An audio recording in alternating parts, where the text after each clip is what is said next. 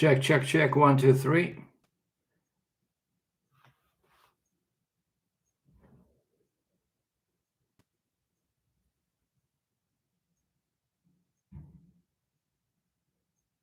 Okay, are we live? What's going on here? Oh yeah, I think we're live. Can you guys hear me? 1, 2, 3, 4. 1, 2, 3, 4. I hope it's working. Yeah, it's been a while since I did this, but I see the. Hold on 1 second. The microphone is kind of like low. Keyboard. Where's my microphone? Do sound, focus, accessibility, display. Of course, I cannot find it now. Maybe general. General, software update, storage, time machine, no. Appearance, accessibility, privacy, display. No, I cannot find it. If you guys hear me, if you can hear me, let me know. But I see people are commenting. All right, so can you hear me? And also, if you have questions, please, if possible, do questions in capitals, so that it's easy to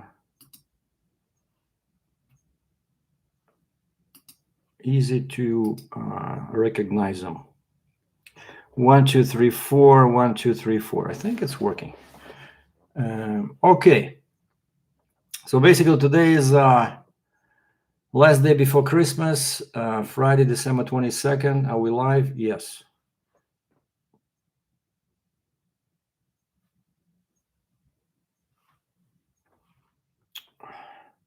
Where's the messages? Okay, can you see me? Can anybody see me? Because I can see myself on the screen and I see the microphone.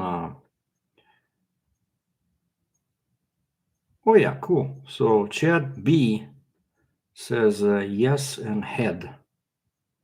Here. Oh, okay, cool. All right, so today, Friday, December 22nd. So we might cut this live stream short because I'm a bit disappointed in the number of postcards I received. What is this? So my first postcard of the season was from my realtor, who of course made a bunch of money on selling me this apartment, the headquarters of heavy equipment logistics. And he, I'm guessing he hopes I'll call him when it's time to sell it and reap the benefits. And the only second postcard I got with this cute animal is from my friend in UK, codename Big John. So thank you, John, if you're watching. He keeps inviting me to visit his place over there, but I cannot leave right now. I have to work. Speaking about work, spent 5 hours today again experimenting with Uber and DoorDash. Made $12 an hour. Amazing. I think it should be against the law because the minimum pay here in Alberta is $15 an hour.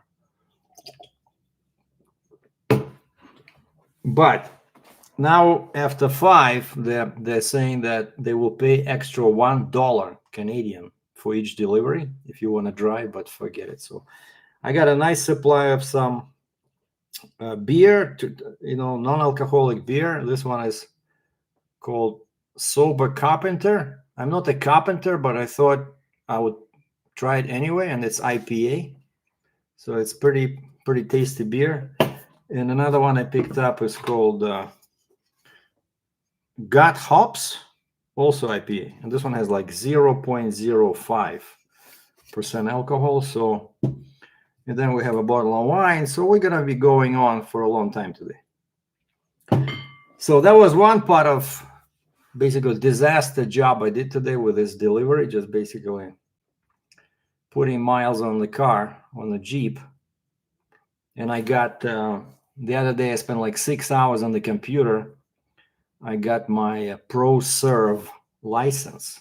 Basically in Alberta, if you want to be a server or if you want to deliver alcohol, you must have this pro serve, like one word, pro, like professional, serve, as you know, deliver pro serve certificate. It takes like 5-6 hours online, but it only costs $26. And then they give you a letter, like a confirmation letter, and something that looks like this. That's your pro serve certificate. So now, even if I want, let's say in the summer when we have Stampede over here, and they're always looking for people to help, I can be somewhere working with alcohol. Otherwise, if you don't have this certificate, you cannot do it. And so I submitted all the paperwork to Uber, hoping that maybe I can make some money, on Christmas delivering liquor. Well, what's funny is that the first thing they teach you when you learn when you're learning the stuff about this pro service, that you cannot deliver alcohol to drunk people, which makes no sense at all, because like, who orders liquor from a delivery service? It's only people that are too drunk to drive, right? But turns out it's your responsibility as a pro serve certificate holder. Like, if you show up with let's say you show up with a bottle of wine and the guy's like, yeah, that's me, clear signs of intoxication, you're supposed to say no, delivery refused. But then actually they're supposed to pay you to bring the liquor back, so it's like you're getting paid twice. So I don't know. And in other news, today my ambulance got picked up, but there were so many complications that you guys would not believe. Like, I was just sitting and thinking, what else can go wrong? So basically, they're loading in Ottawa, Ontario, which is 2 hours ahead. So I woke up at 7, went for a run, and I left my phone behind because it's too heavy to carry when you're jogging. And I came back. It was already like almost 8, because I think I left like 7:30. I came back at 8. Check my phone. No missed calls. No messages. Went to the computer, checked the email. Nothing. And so I took a shower, sent an email to the president of that company. I said, how's loading going? Because I think it was 8:30. 8:30 here in Calgary. It's 10:30 in Ottawa, right? So time to get loaded. So I said, how is loading going? Any issues? And the guy writes me back. He says, ETA noon. Why loading so late? And then I went to do some deliveries, right? And then my phone rings, and it's the guy from Florida who bought this ambulance, basically my customer. And it says, Sergei, I'm on the phone with the shipper over there. It's 11 o'clock. And they said, there's no truck. And I said, yeah, I got an email from them saying that they're going to load at noon. And he says, no. He says, the guy told me that because it's Friday before Christmas, they close the shop at 12 noon. And I'm like, holy moly. I said, okay, let me call the carrier, find out how far they are. So I call the dispatcher, and she can see the truck. I'm guessing she has some kind of, I said, do you have a way of like telling where your truck is exactly? And she said, yeah, I can see they're 45 miles, pretty much 45 minutes away. And it was like 11:15 over there. So she said, our driver should be there right at 12. And I said, they close at 12. So please make sure they be there on time, like, preferably before 12, after 12. And then I called my customer again. And I said, yeah, the guy is nearby. He's coming. Just, can you ask him to just wait for them a few seconds, a few minutes. And then he texted me back saying that, yeah, the main guy, the shipper, is going to leave, but he has an assistant. And he said, basically, he tasked the assistant with staying there, like 10-15 minutes. And so I emailed again the carrier, said, please, they're going to stay for 10-15 minutes. Do not be late, okay? And then they arrived. They said, yeah, the truck is on the site. And then a second message was, the paperwork is wrong. They said the girl that was waiting for the truck and she had all the paperwork, it was for a wrong ambulance, well, basically a wrong VIN number. So now they're making some calls to try see if they can get the paperwork. Oh yeah, and the shipper said if they don't load before noon, the next day they show up for work is Wednesday from 7 to 2. I mean, man, but fun. But no, finally the truck arrived. So yeah, they told me that he's there. They found the paperwork loading, and then they sent me pictures, probably already 1 o'clock that time, saying that yeah, he's loaded. Here's the pictures. I see that ambulance on the trailer. So, but man, that was a bit stressful, you know. But I already got the money. The guy paid me, the customer. So now, as soon as the carrier delivers, I'll be able to pay him. You know, I just need the invoice, basically proof of delivery, a signed bill of lading, right? Maybe with some pictures. I don't know. So that's what's happening. All right. Do we have any questions? I see lots of people. What do we have here? We're 11 minutes live. 83 people. I'm just reading some comments here. Sounds good. Yep, you can see you. Okay. But we don't have any questions. We don't have any questions yet. All right, and some freight broker, man. Canadian freight broker says video and audio is great. Like, do we allow freight brokers here? Yeah, I think we do, because I am a freight broker myself, right? And so you see, like, the things with freight brokerage. So I had 2 loads in September, 1 load in December. It's just, I don't know. But it's interesting. I like it. You know, it's working with paperwork, working with people, working with the computer.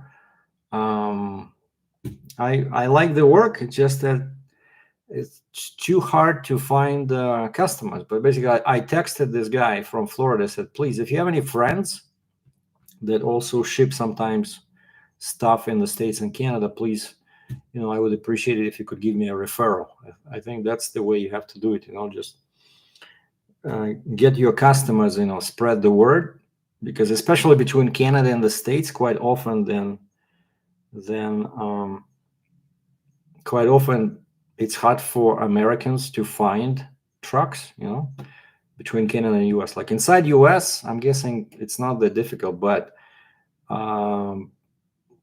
lots of American carriers don't have experience crossing the border, you know, and then it would take like 30 days to get licensed to enter Canada as a trucker.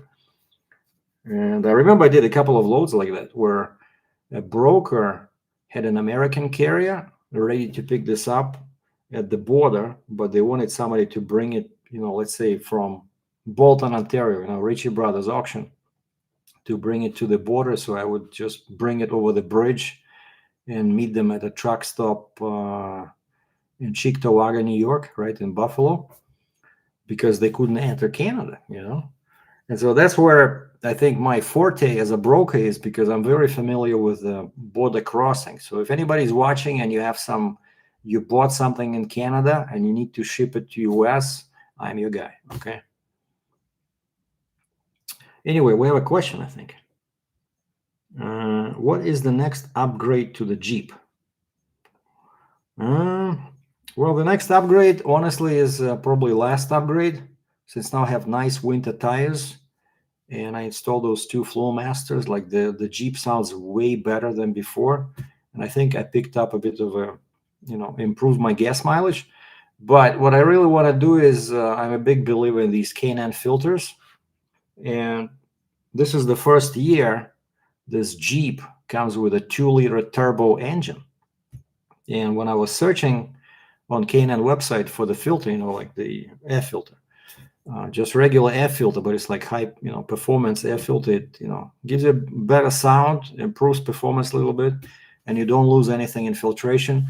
But they didn't have it because it's a brand new filter, since it's a, you know, first year of the car with this engine. And finally they released it, but now they're still working on production. So as soon as that becomes available, I definitely gonna get that air filter because it's washable. You wash it like, I don't know, once a year, and it's very nice quality. So I always try to install either that one or whole intake, but I'm not gonna bother with the intake here since it's a turbo engine. But yeah, I still love the car. I already have about 10,600 kilometers. I think this is my highest mileage ever. I think when I traded the Charger, 2021 Dodge Charger Daytona, sorry, I think I had about 20,000 kilometers, but that was in 1 year. Here I bought this Jeep in July, and now it's December. I already have almost 11,000 kilometers, So that's the next upgrade. So basically waiting for K&N to release that air filter.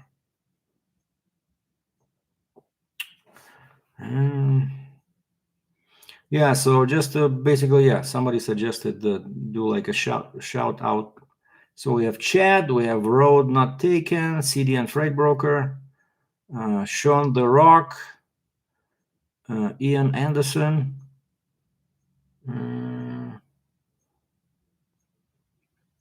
Mike Hopp, Jerry Kolasinski,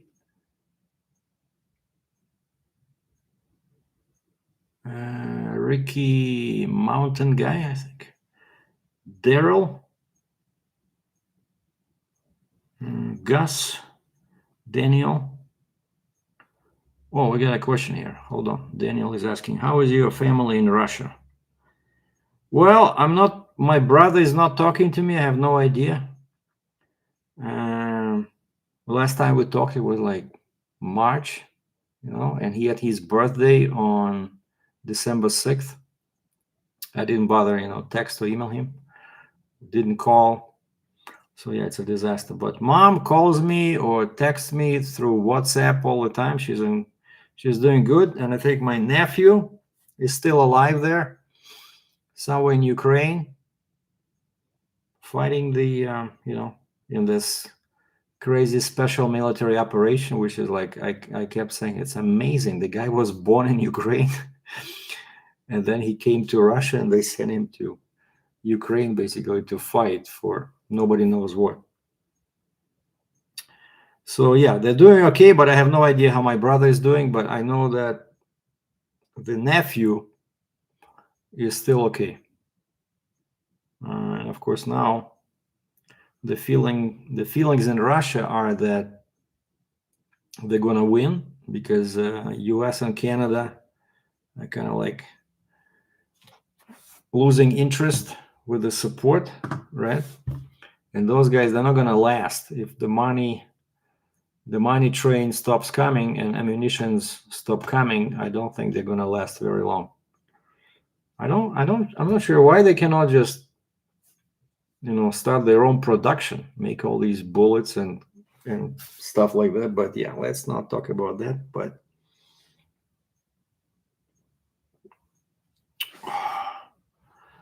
all right, somebody's Ray from London, Ontario. Welcome, Ray. Okay, and well, people are coming up with questions. I can say one thing I was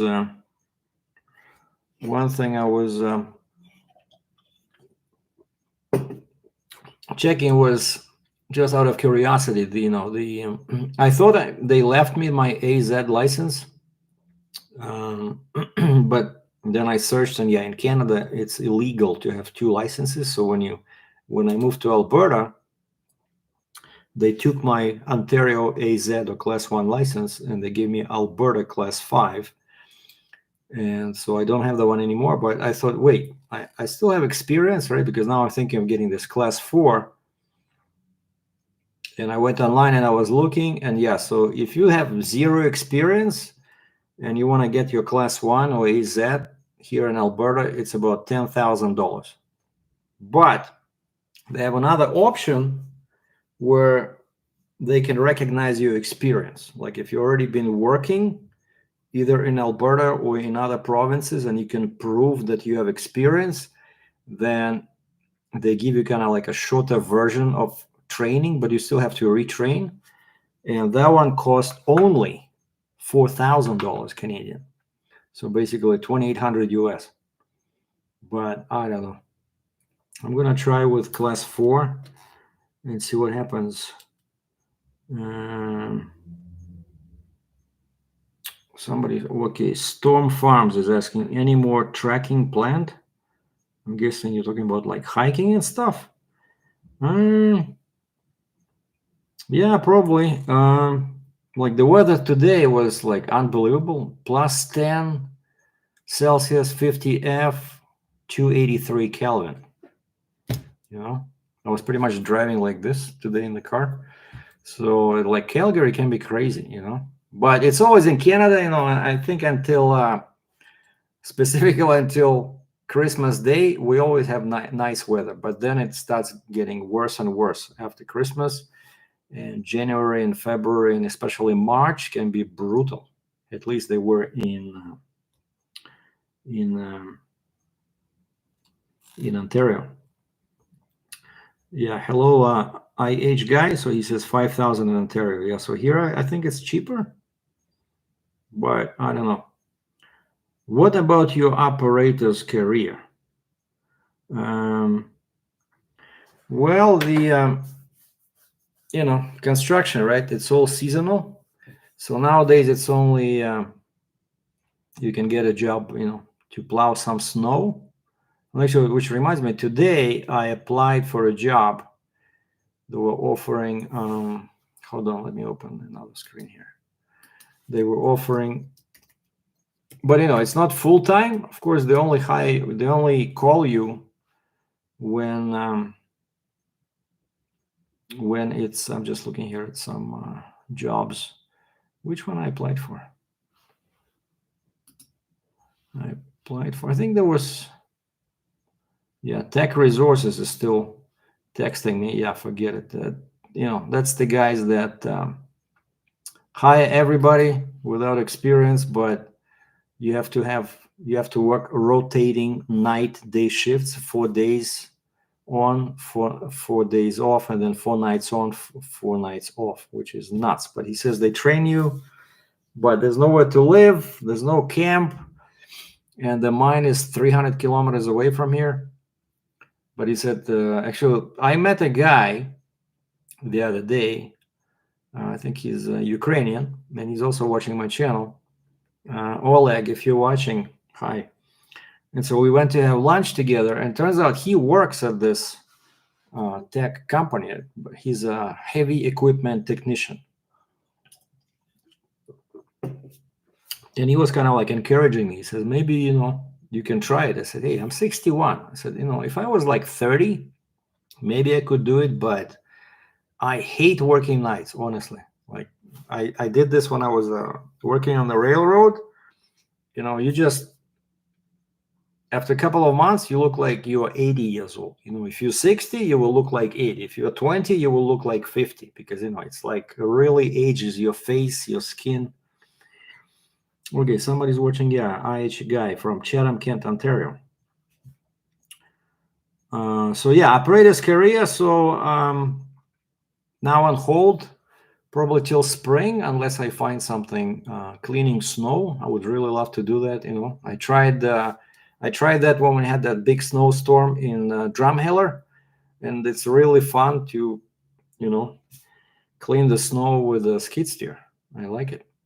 And so yeah, I applied. These guys are, I think actually they're paying pretty good, like $30 an hour Canadian, but it's only, they call you only when they have snow, right? But that would be awesome, if I could make a couple of bucks during the week, like maybe 2-3 days a week or something, or even 1 day a week. But then of course you have to be on call, so you cannot drink. You have to be ready to leave, with very little notice.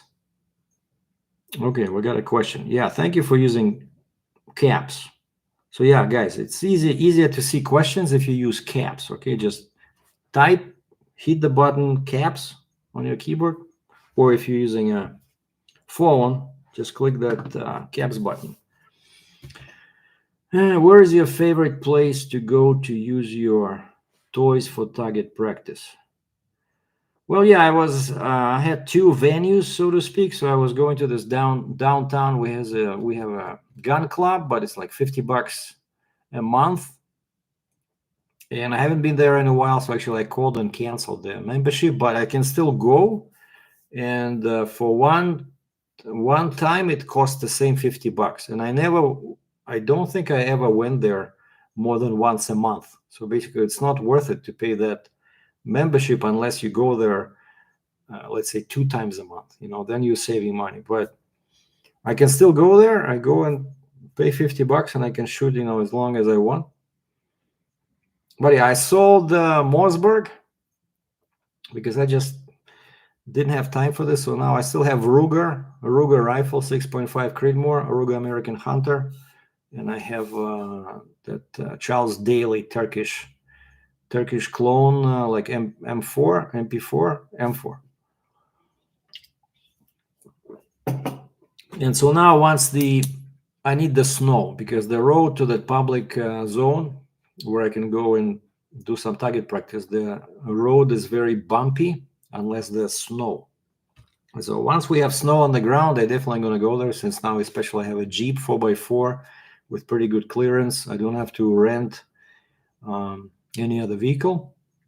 I'm really looking forward to that. And then, as long as you clean up after yourself, you can bring some, I don't know, watermelons, jugs with pop, and I have a table, so I can just set them up or you can bring small cans and just put them on your foot and throw them in the air,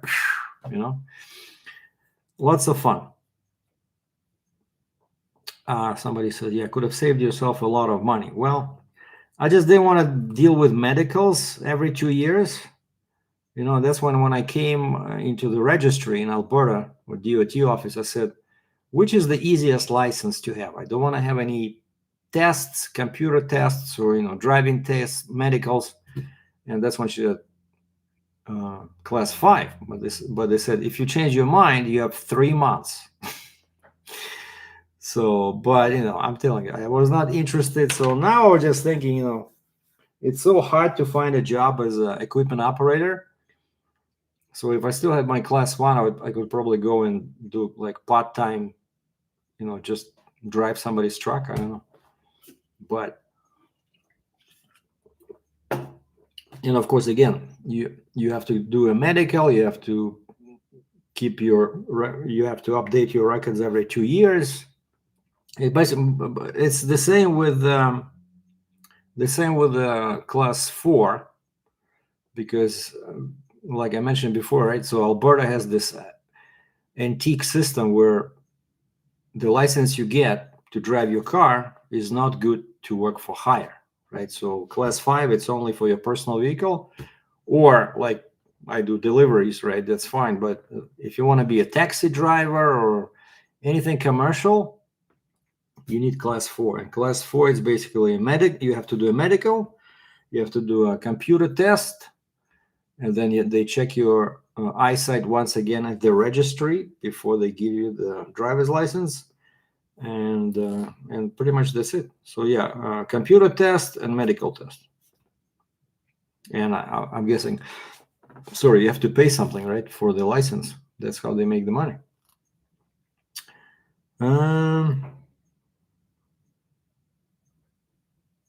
Jerry says, I hope the commercials help you pay. Yeah, I hope so too. Because, my income is pretty low right now, to be honest. And so, but YouTube has been consistent. It's pretty helpful. Where is okay, what's the question? How are you liking Alberta compared to living in Ontario? A question from Ken Adair.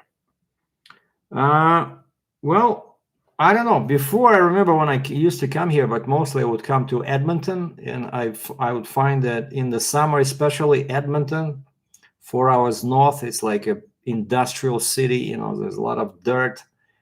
I did not like it. It's factories everywhere, shops. But Calgary, it's a bit more civilized, I think. It's more like a capital, even though Edmonton is the capital of Alberta. But Calgary, it's more like intellectual city, like arts, dancing music, Stampede. And specifically Calgary, I like it because of the mountains. I love mountains, and they're only 1 hour away by car. So you can go hiking, you can go, target practice.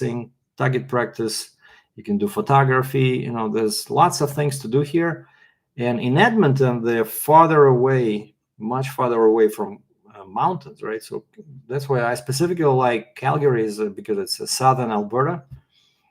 And also the major reason, of course, I moved here is because I could not afford any real estate in Ontario because everything became so expensive. And now actually I heard that, for example, in Brampton, Ontario, which is a suburb of Toronto, where lots of new developments were happening, had been happening.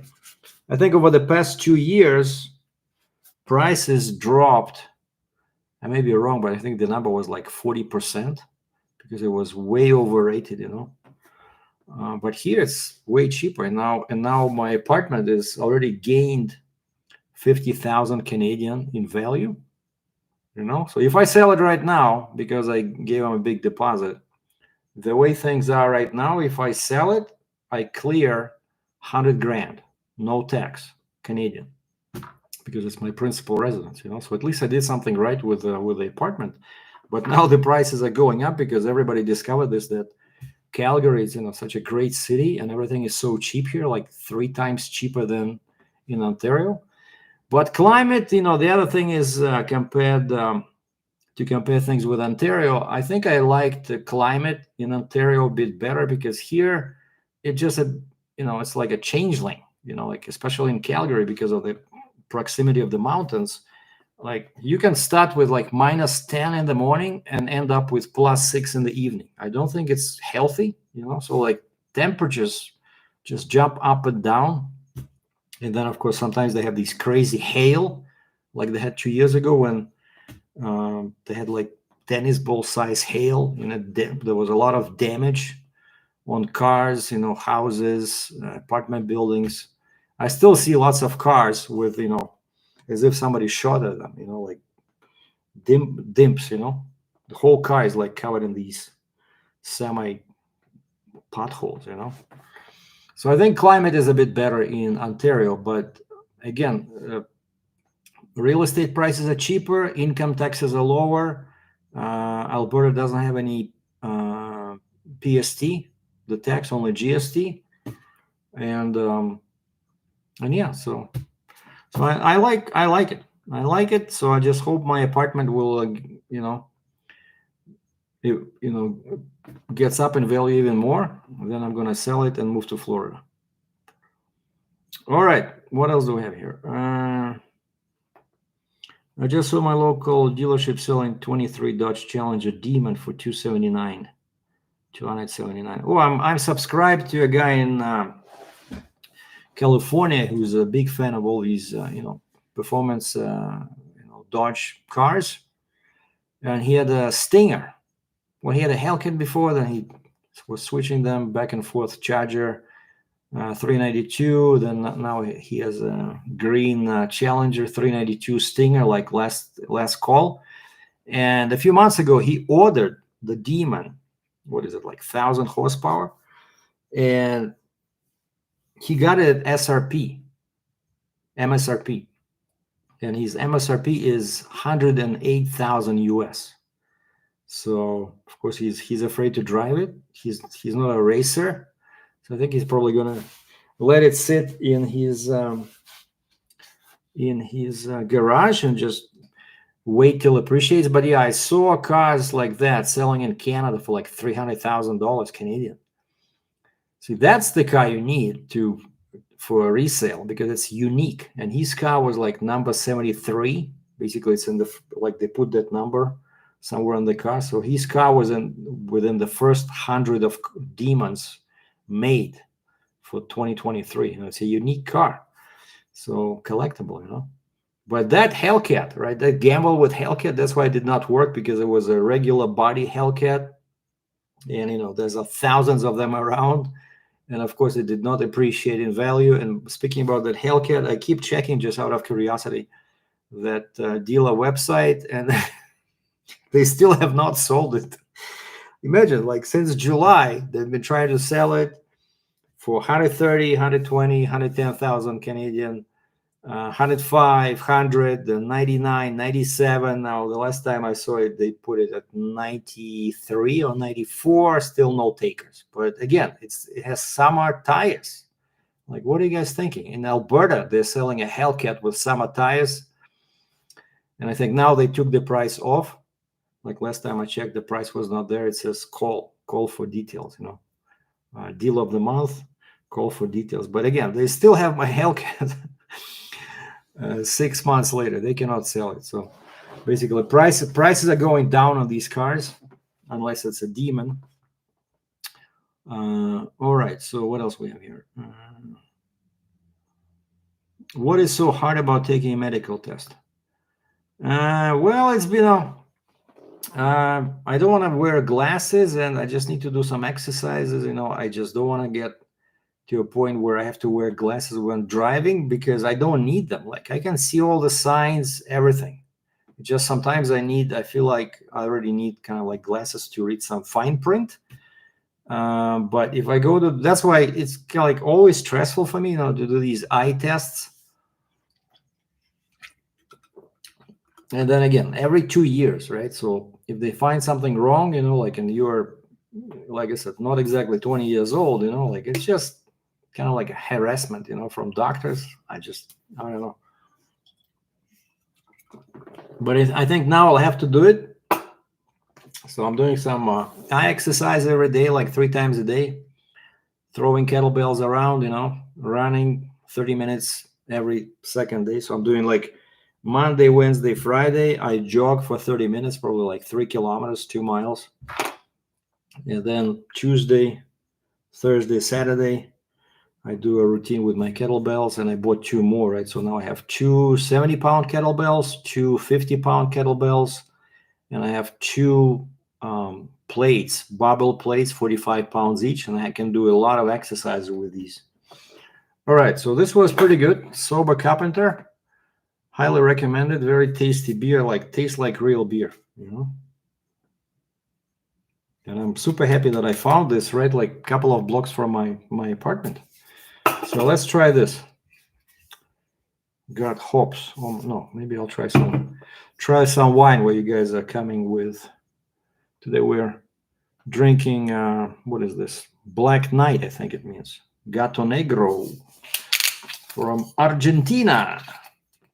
The guy wanted me to sell me a cheaper bottle of wine. I look at the back, it says 12% alcohol. I said, that's not going to work. I look at this one, it says 13. I said, you see, it's much better value for the money. But anyway, we just, it's the end of the year. So I made good money today with my freight deal. And like I mentioned, the customer was very nice. I asked him to, again, prepay because, of course, Monday, Tuesday is the holiday. So the bank's not going to be open until Wednesday. And my guy wants to deliver that ambulance on Monday. And I made sure to ask the customer, I said, are you guys open on Monday? Because it's a holiday. And what's cool is that the ambulance is being delivered to the ambulance station, which of course is open 24/7. So cheers. So how many people I have? 139. Wow. That's pretty good. I'm just looking here at some intellectual city. Yeah, it's like, I don't know, like I mean, it's more like, industrial city, or let's say city where you have music festivals, you know what I mean? Like, not industrial, even though there's a bunch of shops and factories here. But I'm telling you, like Calgary, you just have to Google, what to do this in Calgary this weekend. There's always something's happening, some concerts, some trade shows, there's always somewhere to go. It's been a while since I did some photography. Maybe this weekend I'm going to go and see if I can add some pictures to my Instagram. Speaking about Instagram, I use that to secure some clients for my photography. So, right, I just did 2 hours at Christmas party. A guy hired me through my, I have an ad running online on Kijiji. A guy texted me. He says, "Oh, what's your rate?" I give him the rate. He says, "Can I see some samples?" I said, "Okay, here's my Instagram page. There's a bunch of photos there. Like from last year, Stampede breakfast, like a corporate breakfast." So, and they just published them. That company that hired me in the summer, they published them, and I look at the pictures. I cannot believe I took them. They look like so nice, so sharp, But they complained. The Stampede people said, "Oh, the images are so big. How do we resize them? Can we resize them all?" Because I gave them like 600 pictures, from 2 days of that Stampede. And so, yeah, I got lots of samples. I do good work. And so this guy calls me basically at 11 o'clock. He says, "We need somebody for 3:30 to do a video, same day." And I gave him a rate. And so it was 2.5 hours. I charged them $60 an hour Canadian. So they paid me $150, even though I probably spent another 2 hours at home editing photos, but still $150, doing something very pleasant, watching drunk people dance, watching the band. And of course, they give you free booze. There was some snacks, there was some wine, some beer, and the organizer says, "Hey, basically help yourself." But then I look at the footage, and I was doing some panning, and I noticed after I had a glass of wine, my panning became jerky. So not a good idea to drink when you hired to do some video. So next time I'm taking my tripod, because tripod I can attach. Oh, I have a the head, that like a panning head. So then you can be drunk, but without that, it's better to stay sober during these events. But yeah, so I'm making some money. So basically, that's the whole point. Right now, I'm trying to build, multiple streams of income. I think it's great for everybody. So I have YouTube. Occasionally, I have photography. Occasionally, I have freight brokerage. And occasionally, I make a couple of bucks with, Uber or DoorDash. And again, I always, when I was a kid, I always wanted to be a taxi driver, So that never happened before. And so I really want to get this class 4 and just try my luck with Uber taxi, because that could provide some material for YouTube videos, especially if you pick up some serial killer, that could be interesting. So I probably have to get another dash cam, because right now this one only points forward. But I think I need another dash cam that can record the customer again, in case you get a cute, female serial killer. So hoping for that. But it's a very long process. First, of course, it's class 4, right? Medical plus computer test plus another eyesight test and then you have to do inspection of I have to do inspection of my Jeep. You have to go to a special shop. They have to do an inspection. And then you have to take an online course, some kind of a livery license, like like for limo drivers. You have to take that. And then they send you some stickers, Uber or Lyft. Because, yeah, we have Lyft as well. I think it's American. Yeah. LYFT, Lyft. So I would sign up with both of these and, just maybe work nights or Friday, Saturday, maybe make some. One guy says, "A photographer who cannot see well. Glasses are cool in the 21st century, man." Well, that's not a question. Why is it all in caps? I can see fine. Like I said, I have a friend who wears glasses and he's like 10 years younger than me. I said, "What happens if you take off your glasses when you're driving? Can you see signs?" He says, "No." That's really when you need glasses, in my opinion, if you just need reading glasses, that's no big deal, right? But I see in the distance, because when you're a trucker, right, what do you do 8-10 hours a day? You stare in the distance, so you never strain your eyes. And if I was an accountant or Hollywood reader, the guy who reads scripts and constantly, read something or watch or the screen, then yeah, your eyesight gets bad because you're too close all the time, right? But I have no issues. I can see miles. I can see, anything. And especially with modern cameras, you can be blind and you can still shoot nice pictures because it's all automatic. You put it in autofocus. Like I had Z9 or Z9. Now I have Z6 Mark II. It focuses by itself, and that's one of my favorite pastimes. Is I throw on the 26 millimeter pancake lens and I just put the camera like this on my chest, and I'm walking around, and there's somebody's interesting over here. I look like this, and I take a couple of pictures, and that 26, because it's so wide, it captures everything, and everything is a focus, great sharpness, So some street photography. It's cool. A real beer, man. Yeah, we're trying. So we still have that one. What is the temperature outside? Prince Diamond. Well, I think I mentioned it before. It's 283 Kelvin.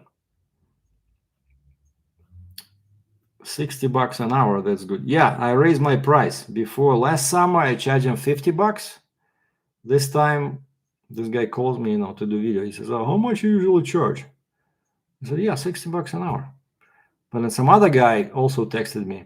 It's actually interesting. I always advertised this, even when I was in Cambridge near Toronto. I advertised, my photography services because honestly, I'm a good photographer. I'm good with people. And I've been doing photography since I was like 15 years old. My mom bought me that FED, F-E-D. I think it was FED 2. Everything manual. You have to even rewind your shutter manually, and there was no exposure meter, and it was film, and then you have to develop it, man. And that was her present. It's like it was a lot of work to take pictures. You have no idea what do you have to retake, and right now it's all digital, right? So you just use something like this. You take pictures, then you put it in this little SD card reader, boom, 2 seconds, they're in your computer, right? I love it, and I can do good work. But funny enough, when I was in Ontario, never. I think people called me a couple of times, but I never had an assignment. Never got to a point where somebody would pay me money. Here, I've been here a year, and I already shot the pregnant couple twice. There was a baby shower, and then just them, 2 guys just holding hands. So there was 2. And then I did the Stampede breakfast last year. Oh, what is this? Some kind of balloons are flying around here? What's happening? Not sure what it is. It's been a while since I've been doing this. And so, yeah, then I did 2 days of that Stampede breakfast, 4 hours each at $50. So they paid me $200 Canadian twice, $400. And now I did this video shoot. And then another guy texted me asking me for samples. He says, "We're doing a piano rehearsal." I wanted to tell him that I'm an accordion guy, but I held my horses, and he says, "Yeah, we're looking for somebody to do a 45 to 60-minute rehearsal video." What's funny that these Nikon cameras, they're only good for 30 minutes. Like in order to shoot long, you need either like a Z9. I'm going to use American Z. I like it better than Z. So you either have to use Z8 or Z9. Those can shoot forever video, but all the previous ones, like including my Z6, it can only shoot for 29 minutes and 59 seconds, and then it stops, and then you have to start it again. And so in order to shoot like for an hour, you need to get a camcorder, because those can shoot as long as the battery lasts, right? So those are really great for, when you record a lecture or a concert, stuff like that. But this guy says, okay, he liked my videos, sample videos on Instagram. He liked my photos, and he says, okay, this will happen in the spring. Like, why are you asking me in December? Probably it's a very important piano rehearsal. I'm wondering if I should bring my accordion and become a member of the band. Speaking about accordion, I'm still stuck on lesson 2, but in case somebody wants to learn it, I'm telling you guys, this is the best book ever. So this is a very famous accordion course, Parma Hughes, and it has like 10 parts, but basically it was developed for kids. So it's super simple. It's basically you have to be an idiot not to play something, Like I was playing this one, batter up, right? And then this other one, second one is I was playing this kickoff, sorry, see? It just gives you what finger to use, notes. I just wrote them in Russian, and then the bass. So very easy. And I'm still trying to sell my Gurini accordion. Still no takers. But for some reason now everybody is calling me and asking me if I have any more Dino Buffetti accordions. I'm like, man, I've been trying to sell that one for a year because I didn't have a solid income, so I thought I would sell that one for like $5,000, and I can buy something cheap for $2,000 or something, and I could not sell it. And so now everybody wants that accordion because they saw my video where it says accordion for sale. But now the only one I'm selling now is this one. This Gurini, it's called Gemini, but it's actually Gurini, 120 bass, 37 over there, and it's has 4 reeds, 7 switches.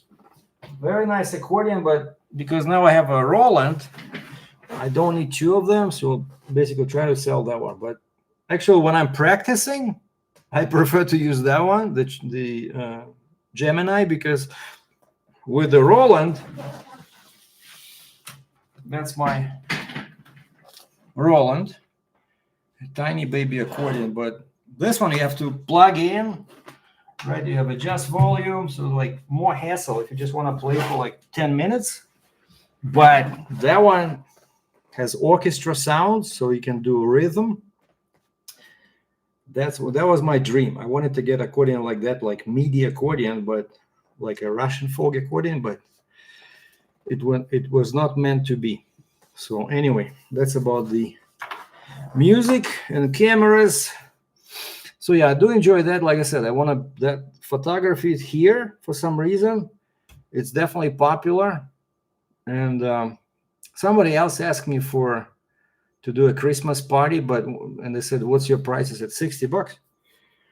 And they sent me a long message saying, well, after evaluating your photos on Instagram, they do not exactly align with our goals. And I wanted to be sarcastic and say, hey, you mean you don't want to pay $60 an hour? Or we found somebody who aligns with our strategy and our goals better. Yeah, right. People are cheap, But imagine when I was driving a skid steer all day, I was getting $28 an hour. Again, all currency is Canadian. And then after 44 hours a week, I got the 1.5 multiplier, so I was getting $42 an hour. Here, photography, doing something I love. Well, not to say I don't love skid steer, but it's shooting a Christmas party is way easier than driving a skid steer in the middle of nowhere, 12 hours a day. And I can make $60 an hour, So that's pretty good, I think. But yeah, somebody mentioned before, people were making fun of me that, yeah, I made lots of poor financial decisions in my life, but the goal is to die broke. Okay, like I was watching this stand-up comedian, and he says, he says, one thing I hate is when you go to somebody's funeral and they say, look at the guy in the coffin. He looks so good. And he says, I never understood this, like, what's the point? He says, I want to die when I look really ugly. Basically, I want to enjoy life to the fullest. Otherwise, he says, you wasted some time if you die looking healthy. It's crazy. And so I think that's my goal. Maybe just enjoy life to the fullest. And yeah, like now I was actually thinking about this. These cars I keep changing, right? And now you cannot even buy that Challenger I had. Challenger 392 was a great car. And then the second one, especially Charger 5.7 Daytona. Man, how much I would give now to get that one back? Not the Hellcat, but that Charger 5.7. It was a super great car. But somebody tried to break in. They damaged the all those, the rubber on the window. They damaged the paint near the trunk. They tried to break in the trunk. There's like marks everywhere. But it's kind of like you feel violated, and when somebody damages your car like that. And honestly, that's the major reason. Like I didn't want to drive it anymore. But I should have just took it to a shop and maybe get them fix it up, replace it, and that was an awesome car. That's actually what I miss now with the Jeep is I would like to have something a bit stronger, because this 2-liter turbo is just a little bit sluggish. It's 271, I think, 271 horsepower. Not too bad, but before I had a Challenger 485 horsepower, and then the Charger was 420, I think, and then of course Hellcat was 707. So I'm kind of spoiled with horsepower and torque. And of course my truck had a Cummins 605 horsepower, 2,050 pounds of torque. And especially after when you drive a truck, you come home for a week or a few days, you don't want to drive a Toyota Camry. You want something with some kick, right? And that's why I was getting these high performance cars. But if I would have kept the Charger that I just traded last year, I could probably have gotten some good money for it, because now these 5.7, 6.4 liter engines, they're very valued, because this is the last year when they make them. All right, so I got distracted. So let's say, okay, yellow taxi.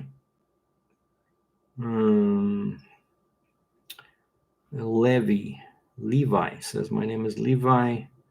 I'm a Caterpillar man. Worked for Carolina Cat. Okay, good for you. Good day. Captain says CM. Shutter speed, exposure, lots of variables to consider. You just put it on full auto. No, I'm kidding. I usually shoot in shutter priority to make sure there's nothing is blurry. Just put like 1/500th of a second or 1/1000th of a second, and then the camera does the rest.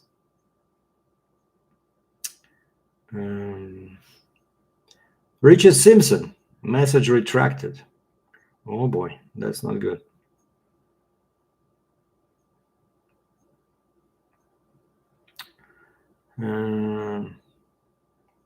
Still talking about your Dodge. What's wrong with that? Like my car is a Chrysler, right? Jeep Compass.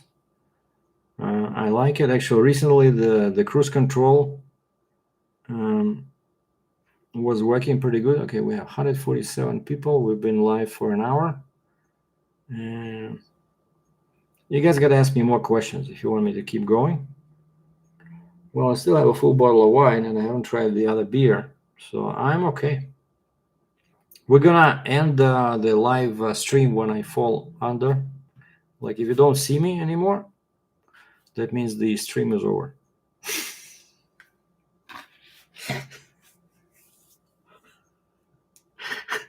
Like basically automatic shutdown. Can you see me okay? Let me see. No, but this is so bright. I have a lamp in here. All right, so what else do you guys want to talk about? Well, one guy called me asking for my advice on, he's driving a trucker, working for a company. He's pulling a reefer. He was asking me for my advice on, how to get into heavy haul, truck, trailer, stuff like that, or at least maybe like flatbed, step deck. And I told him, I said, like, I'll be honest with you, like I was not making any money when I was trucking. Maybe like $5,000 a year. It was ridiculous. I'm doing better with food delivery. The only money you make, or I made, was when I sold the truck and trailer. And I got lucky because, I'm good with advertising, with marketing. I got lucky that I was able to sell it and pocket 160 grand Canadian. The problem is that, of course, then you have to declare it as income. So now CRA is sending me, letters, congratulating me on my good standing as a citizen. So basically now I'm a very important customer of CRA or IRS in the US. But I'm paying them, but basically, that just totally screwed up my income tax, for the year, because I had to show it as income. But that was the only time when I made money. I made much more money on YouTube, but I needed tracking to provide material for YouTube videos. But I think in 22, I made about, I'm not BSing you guys. I made 50,000 Canadian on YouTube, but I spent about 6,000 on YouTube related expenses, specifically, the cell phone, because I was uploading from the road, right? So I needed high internet. So I would often use my phone as a hotspot, or I had Verizon hotspot. But again, I made 50K Canadian minus 6. It's way better than trucking, right? And so I told this guy, I said, if the only way to make money is to avoid monthly payments, and again to be transparent, right? So my bills were 10,000 a month, which is about 7,000 US a month. So basically, I'm not rolling. I'm watching a movie. I have to come up every month with $10,000. Why? Because that Kenworth, great truck, but it was $4,000. The trailer with the Jeep with the booster was $3,000, and then my insurance was $2,500, because insurance in Canada is very expensive. And so so I could. Of course, if you're American, you can make much more money with the equipment that what I had. But in Canada, so if I was doing this again, I would probably just keep, Kenworth, it's super nice truck, 4K, fine. But I would just, if I was doing it again, I would just keep that 55-ton Fontaine and avoid all these Jeeps and boosters, But then, of course, I wouldn't be able to deliver loads to Western Canada unless they were pretty light. But it was just too much hassle, And I also noticed one thing, that when I added the Jeep and the booster and I started doing these super heavy loads, my permits, like the cost of permits, just went through the roof. I think I spent like $40,000, on pilots and permits. It's just not worth it. So my advice would be, if you want to get into heavy haul, just get the cheapest truck possible. Like, go to an auction, get the cheapest trailer possible. So just get some cash stashed away, and so that you don't have monthly payments besides your insurance. So then maybe then you can make some money. But again, it's been my experience, and I was on my own since 2017. So I was making like 20, 30, 40K a month sometimes, but expenses were just killing me, And then basically insurance went up. And it just was not, feasible anymore financially.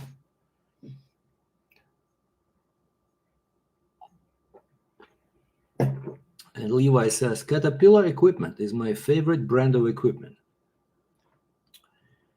Well, I was a big fan of Caterpillar engines, because that's what I had in my international 9400 semi-truck, but then they stopped making them. So I had a Mack with a Mack engine, total, POS. Constantly had issues with air in the fuel system, like no BS. And then Cummins in the K-Whopper. But one thing about that comment, man, how thirsty it was, like unbelievable. Like with a Mac, I was averaging 6 miles a gallon US. With K-Whopper, I was averaging 4. That's a lot of money because of the difference. Bruce McKee says, welcome to level 1. What does that mean?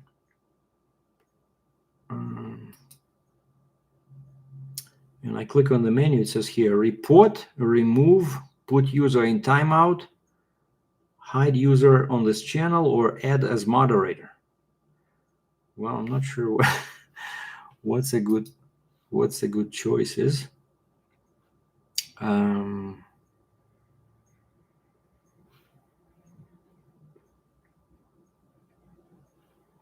Okay, hold on. What else do we have here?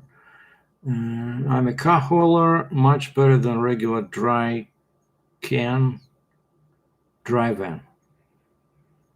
Yeah, well, with cars, I used to be a tow truck driver, right? I used to move all these cars, and I know how easy it is to damage something, and it's always the driver's fault.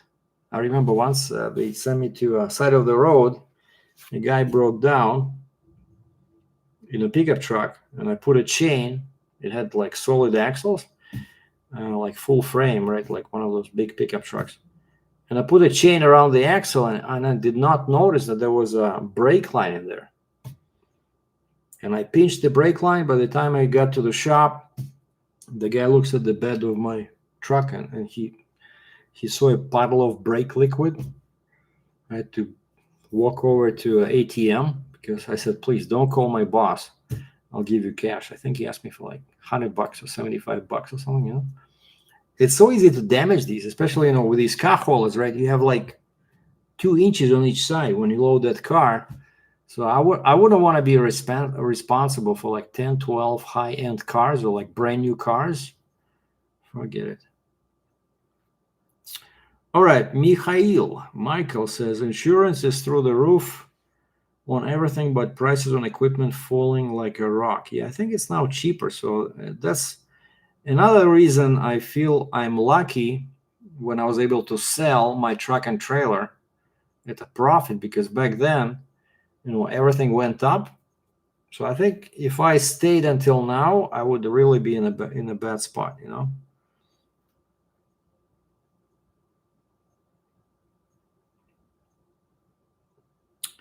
Mac is still junk. Now the MP8. Yeah, I was mentioned this in a few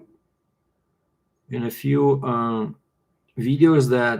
That's one thing I discovered, that Volvo bought the Mac network, right, just so that they can sell more Volvo trucks. And what they did is they basically, Mac was like for budget buyers, but if you want premium features, you have to go with a Volvo, because let's say when I was looking at this Mac 4-axle truck with a pusher axle, I was only able to get, I think it was 14.6 thousand pounds on the steer axle. I said, hey, what about 16 or 18? And they said, no, only with a Volvo, So they really, back then at least, I don't know now, but back then they will really limiting the options. Like, you want to go with a Mac, fine, yeah, it's a budget truck, but you cannot get a heavy axles, you cannot get this, you cannot get that.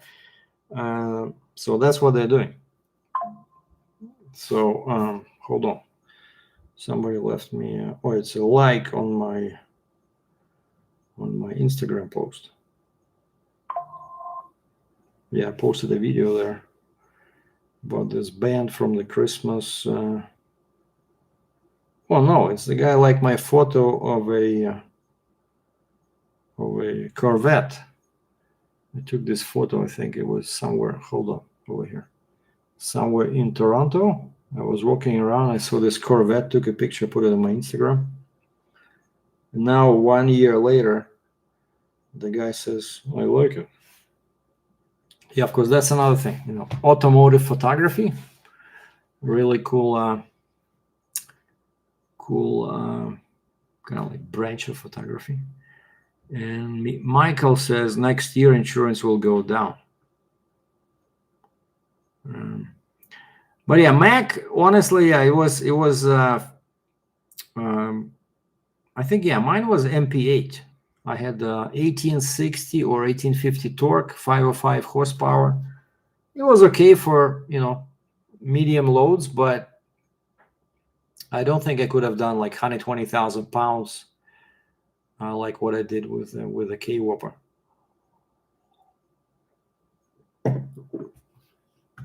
So basically, again, if you want to get into heavy haul, I would say keep it simple. Keep it simple, no payments.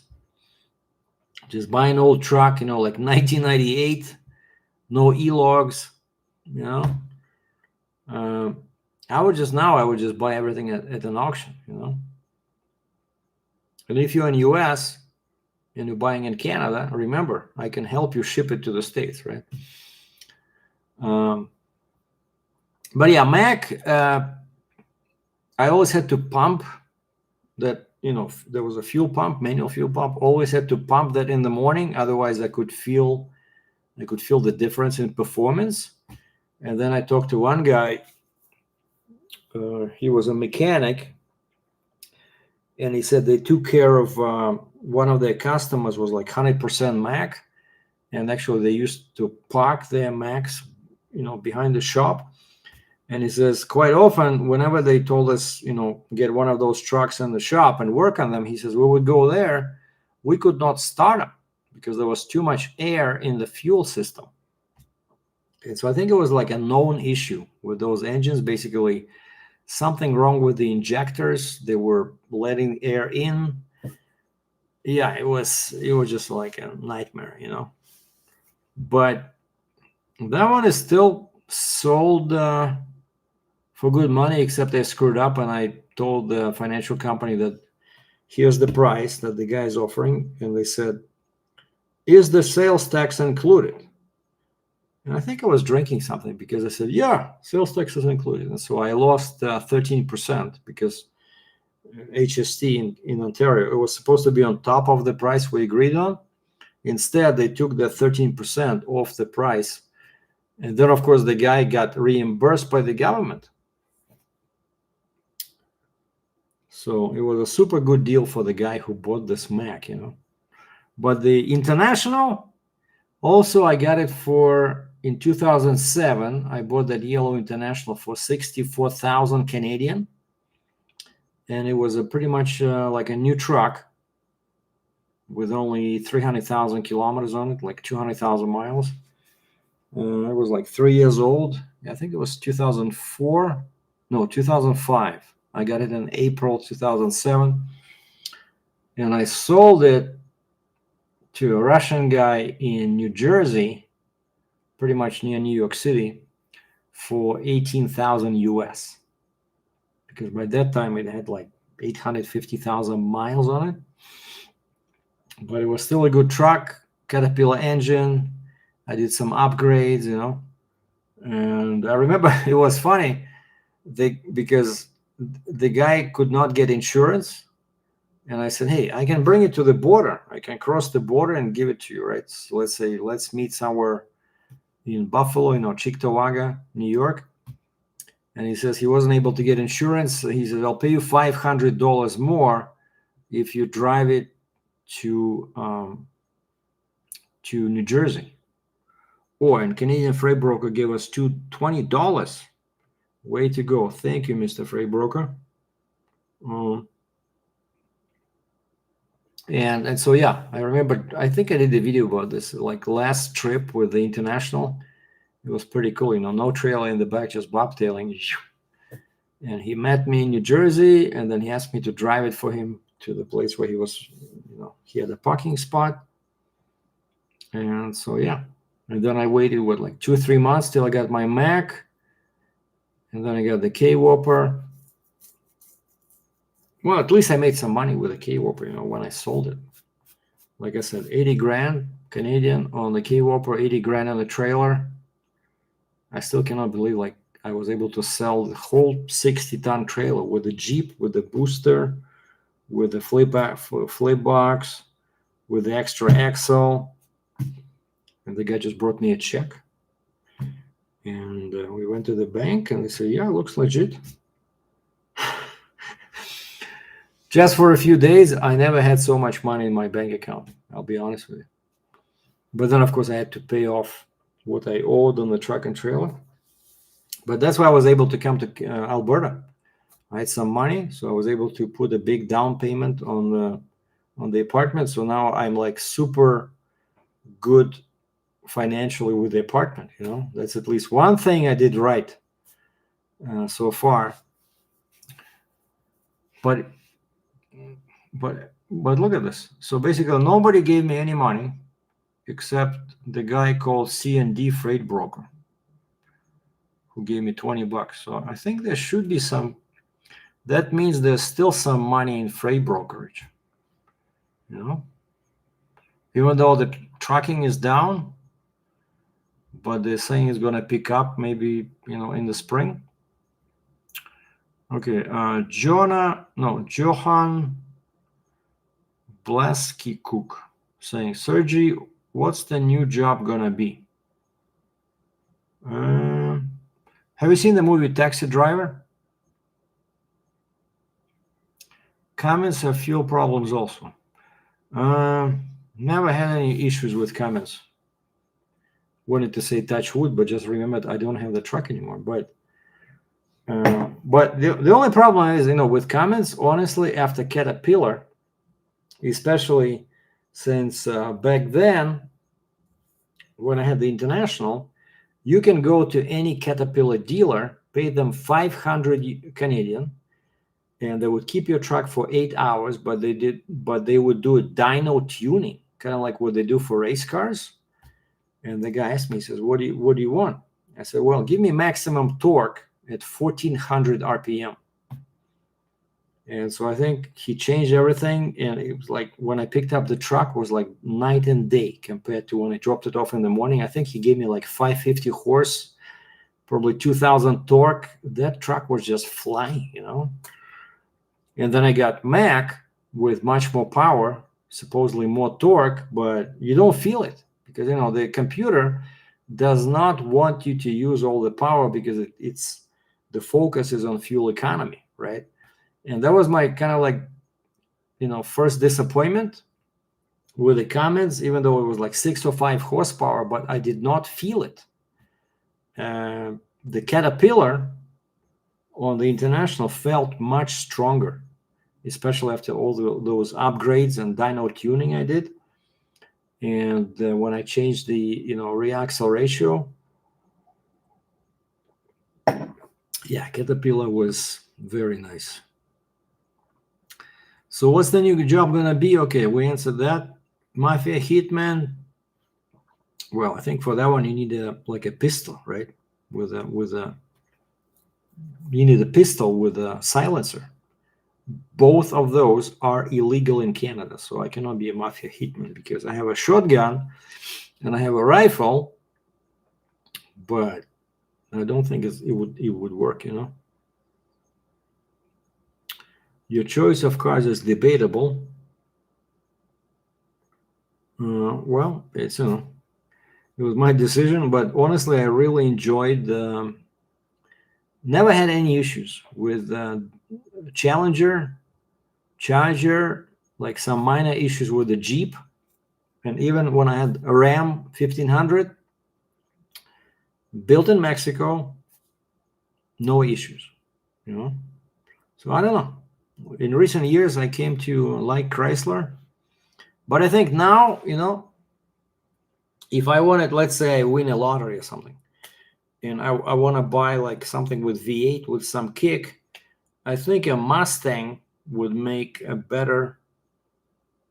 better fit because it's 5-liter V8. For some reason, they don't have any emissions problems, whereas Chrysler has to stop production because of the emissions. So like a 5-liter V8 on a Mustang, you can order them still, like the prices are still okay. Probably that's what I would get, if I wanted to have like a performance car, like, I don't know, let's say I'm rich, I have a house, I have a big garage, and I have my Jeep for everyday driving. And then I want to get something for, some zooming on the weekend, maybe go to a racetrack. I would probably just get a Mustang, I think the better fit, financially, because just challenges and charges, it's just some crazy prices over there. All right, now we're cooking with gas. 2455 gave me $1.99. So I think I don't have to worry about my retirement anymore. But I'm kidding.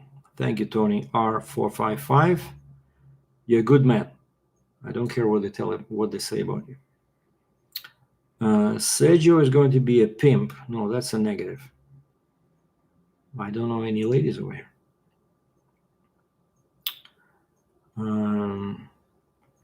Cat was the best engine next to the N14 Cummins and the ISX non-EGR. Yeah, the only problem is that, they had issues with emissions, right? But Caterpillar, it was the boss, it was the king. And I remember I did a video about this. I think it's pretty cool if you guys want to go back.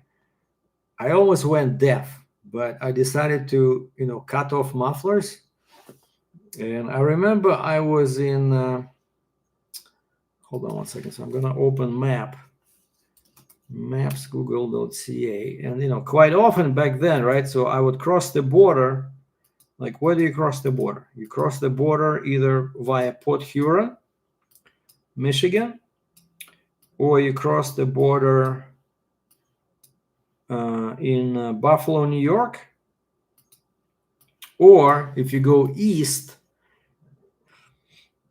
you cross via Alexandria Bay or 1,000 Islands, right? And over there, my favorite truck stop was in Watertown, New York.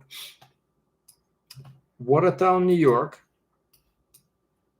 I'm looking here at Highway 81. It was just north of this. Yeah, it was Highway 342. Exit. I don't see the exit number, but it was Highway 342, and there was a Circle K. And right next to that Circle K, there was an international dealer, Allegiance Trucks. Yeah, Allegiance Trucks. So Highway 342 and I-81. Just like some 10-15 minutes south of Canadian border. And sorry about that.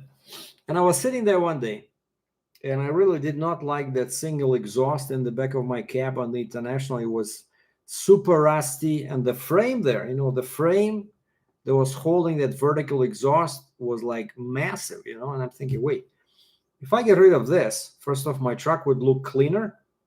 It would be much lighter, and I can experiment with, with the sound, because I wanted to hear how the Caterpillar diesel engine sounded.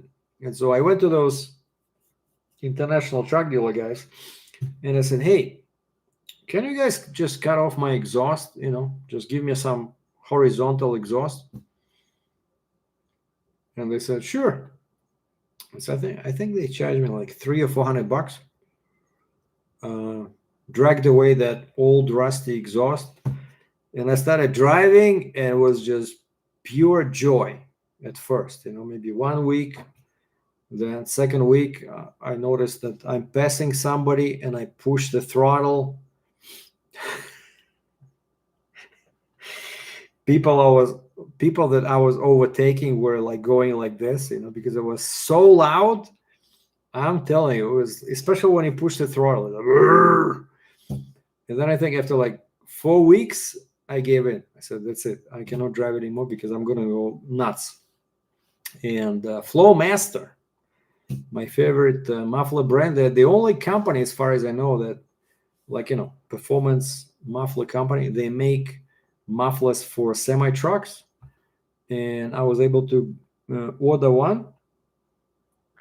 And the noise level became much more manageable, and I did not lose anything in terms of performance. And GSSS says that Mac was 13 liter. Yeah, it was a small engine, but it was, again, it was pulling pretty good. So I think the biggest load I did was a John Deere excavator. It was 92,000 pounds, so basically just over 90,000 slightly. And of course, that Mac it felt like it was at the edge, of its performance capability, because the pusher axle was not steerable. I had to lift it on corners because the wheelbase was only 244 inches. When I did not lift the pusher axle, the truck just didn't want to turn. You turn your steering wheel, it keeps going forward. And so you have to lift your pusher axle, and that really, overweighs, puts too much weight on your drives, on your steer axle. But yeah, it worked for basically up to 90,000 pounds. I think you're okay using a 13-liter engine with 1850 torque. If you're getting to a point where you think you'll be hauling more than 90,000 pounds, I think you need more than 1850 torque. You need a longer wheelbase, at least 265 inches. And you need, I would say, 410 axle ratio. Okay. Axle ratios, very, very important. But you try to talk axle ratio with a dealer, they have no idea. They will try to get you to get like 3.41 or 3.42 or whatever. So basically, if you're doing heavy haul, get a slow axle ratio, like 410. What's the other one? 426, 430. Because you're not supposed to drive like 70 miles an hour with a 100,000 pound excavator. Oh, wait a second. 2455 gave us $19.99.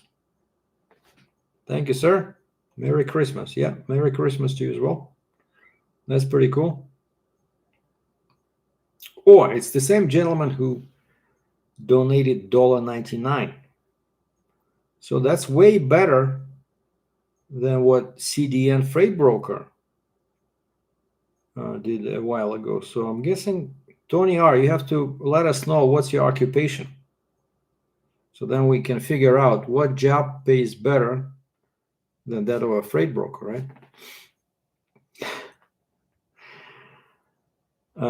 Sergei, what do you think about Euro trucks? Well, you see some old Euro trucks here in Canada and US, but because our emissions are very different, right? And Euro trucks, as you can see, most of them, they're just 2-axle trucks, right?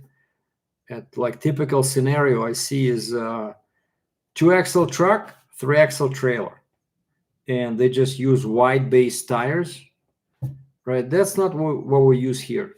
Here is different. Basically, rules are different.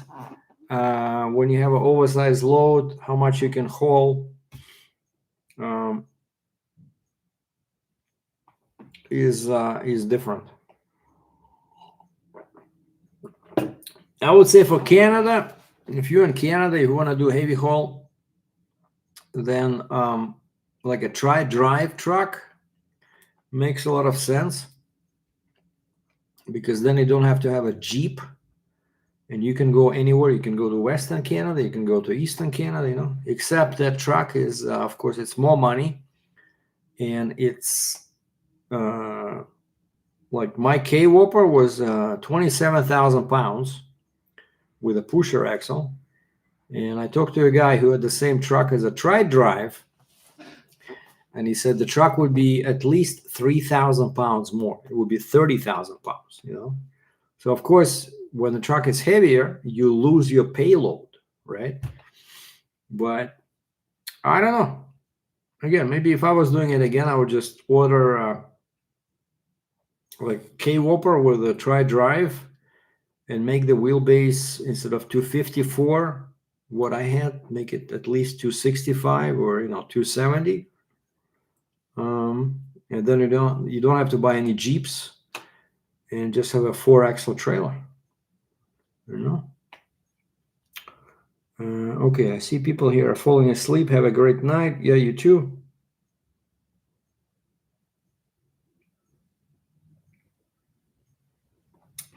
Well, I see the guy says, I see in Europe the new Scania is 770 horsepower. Yeah, in Europe and Australia, you can get trucks with much more horsepower than here in Canada and US. But yeah, here the maximum, I'm pretty sure the max you can get is 605 horsepower. You cannot get over that, like that's why I chose that particular engine, is because that was like the most powerful engine you can buy. It was 605 horsepower, 2050 pounds of torque. Okay, I'm going back here, just looking at the messages, see if I missed anything.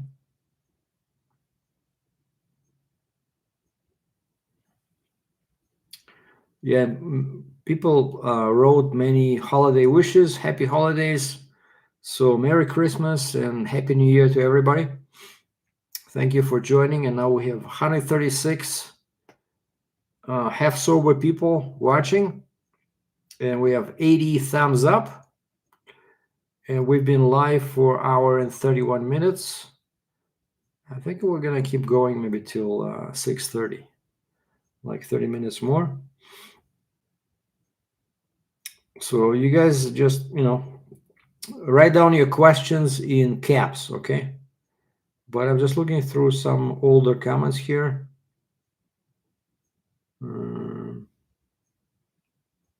See if I missed anything.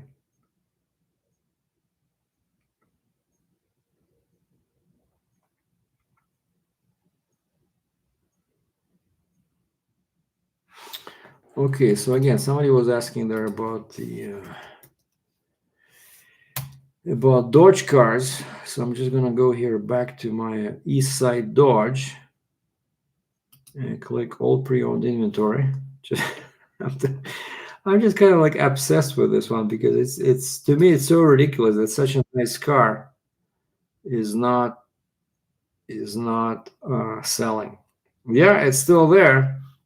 Now the message on the screen says, "Let it snow." Let it snow. 2022 Dodge Challenger SRT Hellcat. Final price $95999. Kilometers 3189. So basically the car has 2,000 miles on it. It's a 22. And let's do a quick Canadian to USD. So they're selling it for $96,000, which is 72,000 US. So basically, I'm sorry. If I was an American, looking for a Hellcat, you can get a car with 2,000 miles for what did I say? For 72,000 bucks. Man, I think that's a pretty good deal, especially if you're in US and your money is worth more. Like because now it's like 1.34, 1.33. So yeah, guys, check it out. So if you want to get my blue Dodge Hellcat with performance summer tires in December in Alberta, your price would be 96,000 Canadian or $72,194 US. And you just go on Eastside Dodge, eastsidedodge.com, and you look at the picture, and it's a dark blue, blue metallic. Man, I love that car. It's just too bad I only drove it for like 3,000 kilometers, 2,000 miles. It was amazing. It was an amazing feeling, but surprisingly, I think the fastest I drove that one was 150 clicks, and that's with a 6.2 liter turbo supercharger engine. Where now I have a 2 liter turbo, and I already tested this one at 180 clicks an hour, which just proves that you don't need a lot of horsepower to drive fast, But this Jeep is definitely way better on fuel economy.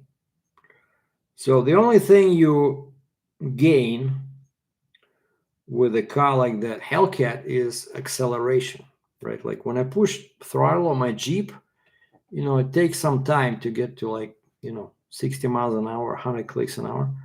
Whereas with a Hellcat, it's like 3 seconds, That's the only thing. But after that, because there's rules, there's police, there's speed signs, right? We're driving at the same speed. And the only difference is that when you push your throttle and you want to take past somebody, of course, Hellcat, you can do it like this, Especially since Hellcat has sport mode. So you click on sport mode and you use your red key for the full 707 horsepower. Man. Okay, what else did I miss here? Michael says, yellow is my color. Yeah, well, yeah, because you like the Caterpillar engines, right?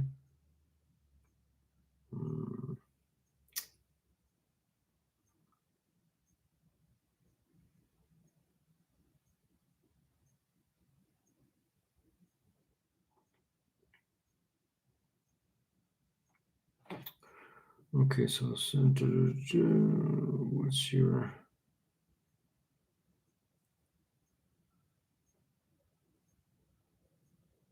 Oh, the guy with the same name as me says, what's your dream if money is no limit? You mean if money is no object? I'll probably like, to just... I still love YouTube. I love photography and video, so my dream would be just to travel the world and create videos. Like let's say if I have $10 million in the bank, I would just travel the world and make videos.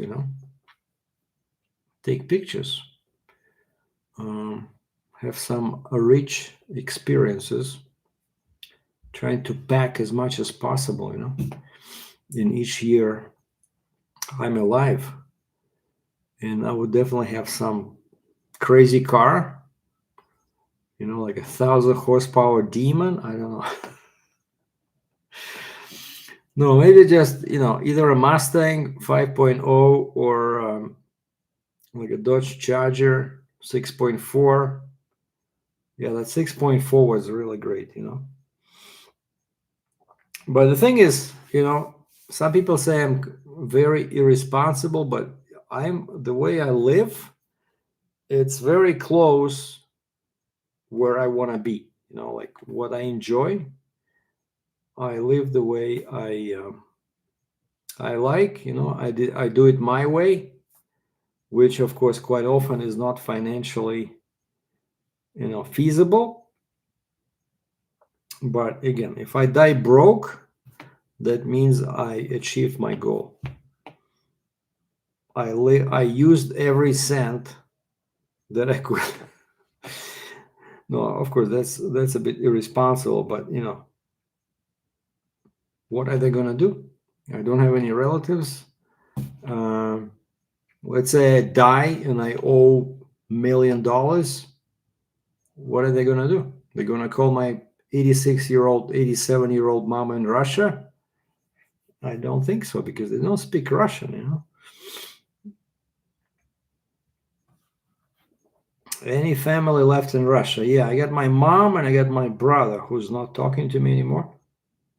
And my mom just turned, I'll just be accurate with the math. So now it's 2023 minus 1936. So 87. So my mom is 87. And basically on my mom's side, I have very good genes. But on my dad's side, I have very bad genes. Because my dad died after his second heart attack at 57. But my mom's sister, older sister, lived to be 92. And the last 5 years, she was in bed with a broken hip. So if she hadn't broken her hip, I'm pretty sure she could have lived longer. And so my mom is 87. And, if I keep my ass together, I think I can pretty good with longevity and stuff. So and tomorrow 6:49 is playing, so of course I got a ticket. So let's hope I win something. What is this? They're not selling well either in the US. A lot are getting a repo. Not sure what this guy's talking about. Your Challenger was a red eye. No, Challenger was 392. Scat back. But man, that car had so much power, like 485 horsepower. But it felt amazing right from the start. So I didn't do any mods for a whole 1 year. And I promised my YouTube fans, I said, okay, I'm not going to do any mods on this car because it's perfect. But then, after 1 year, you get bored. So I started doing stuff and then it got too loud. And that's why I traded that one for 2021 Charger 5.7. And that car was perfect, But yeah, now I would definitely get a 4-door car because I see how more useful, 4 doors are. And actually the body is stronger because they have reinforcements on the sides there. A 4-door car's body is stronger than a 2-door car. And let's say I'm carrying my Accordion, for me to put it in the back seat in the Challenger, I'd have to go through the the motions, like move the seat, move the back. It's it's way easier with 4 doors. So if money was no object, I would probably just, in terms of cars, I would just get a Hellcat Dodge Charger wide body,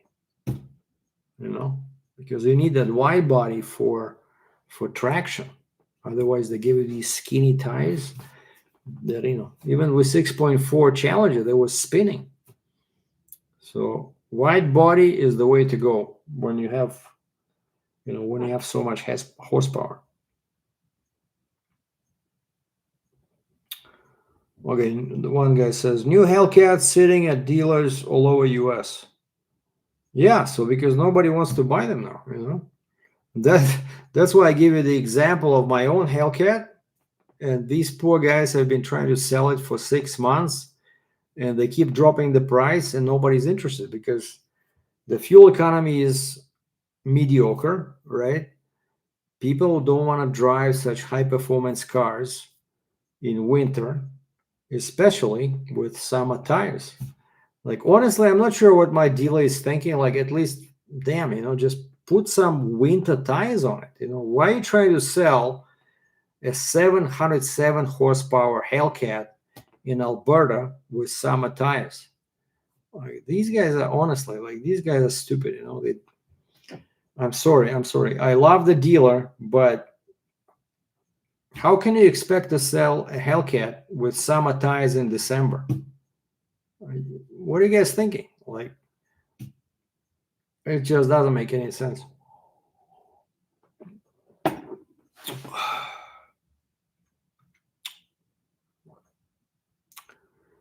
What was your favorite movie in 23?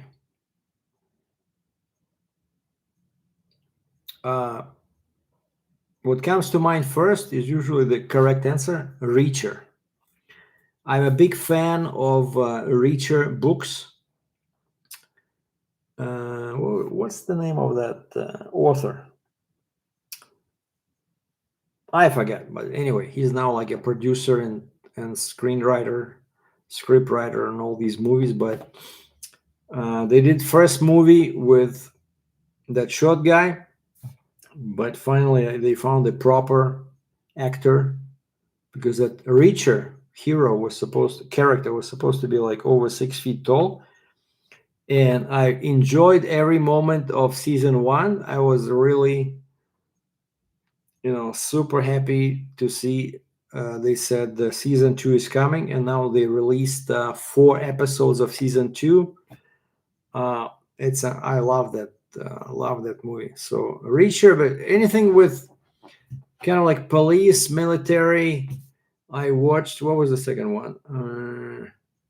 Blacklist, the TV show Blacklist. I really watched that. So something to do with spies and military and police, something that has a nice, quick plot.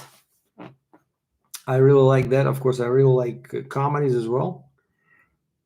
I've been watching a lot of some nice Christmas live story movies, on Netflix and Prime.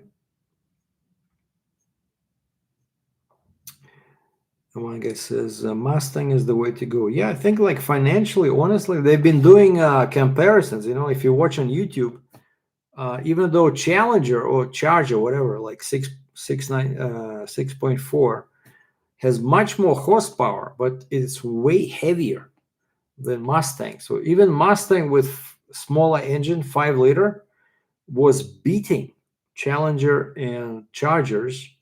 If you watch some YouTube videos, like basically non-modified cars, Mustang was beating Challenger and Chargers, and it's cheaper than those cars, so it makes sense. I only had, if you remember, I only had a V6 Mustang, but that one had 300 horsepower. And the only reason I did not buy a V8 is because it was a $20,000 difference in price, So yeah, I think Mustang is a nice little car, very powerful, light, fast, and cheaper than Challengers and Chargers.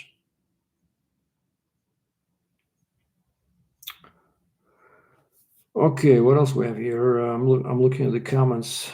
What do you think about Euro trucks? Okay, we did that. Have a great night. He's not a mechanic.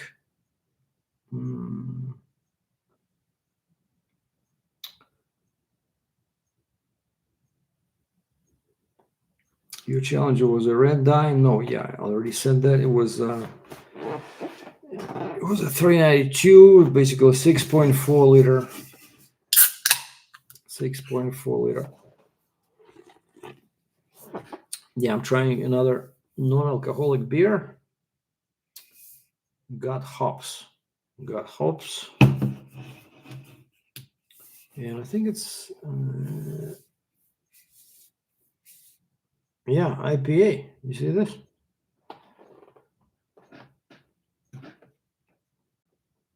IPA, I think it's a 0.05. So talk about responsible video recording, you see? I'm mostly drinking non-alcoholic drinks. We're just gonna put this away for now.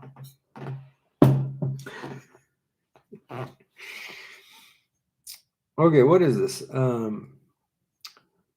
Because everybody's broke down here. What are you talking about, Jerry? See? New Hellcat sitting at dealers all over the US because everybody's broke down here. Come on. Like in the States, you guys have so much better terms You can get a loan. I was watching YouTube, like 18, 20-year-old guy would buy a Hellcat with financing with like $20 down. You guys are lucky. In Canada, it's way more strict. What is this? No one in their right mind would drive a Hellcat that is worth dollar sign in winter. Summer car only, especially in Canada with our winters. Mustangs are faster off the line, less wheel spin. More wheel spin. Ford Mustangs are off the line faster. Yeah, that's what I saw. It's like really surprising, despite the difference in horsepower, but because of the weight difference, right? Mustangs are way lighter, and also those 5-liter engines are very good for upgrades, right? You can put a supercharger on them.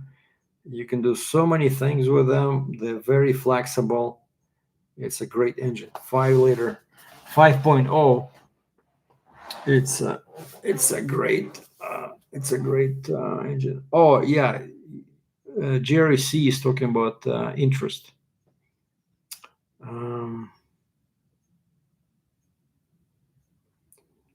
And Sergei again is asking me about my dream truck. If money no limit. If money is no object is the correct phrase. But what kind of trucks are you talking about? Are you talking about semi trucks or pickup trucks?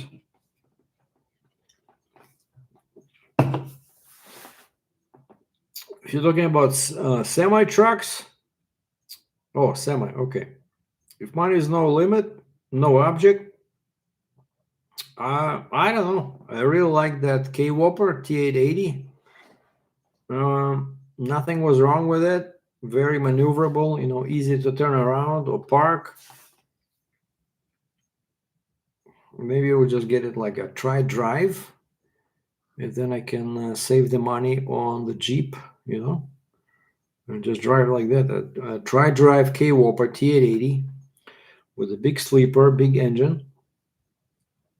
And maybe because it's, everybody's doing this in Alberta, I would just go to a specialized shop and just remove, even though it's not legal, but it really improves your fuel economy if you just, remove all that BS stuff related to emissions. Like here in Alberta, if you go to a dealer, like a truck dealer, they have a sign on the counter that says, if your truck has been deleted, please let us know before we begin the service work. And that means that, because 99.999% of people here, they don't believe in all this deaf stuff. And they just remove it, Of course, you can get a big fine, and you can be forced to take your truck off the road,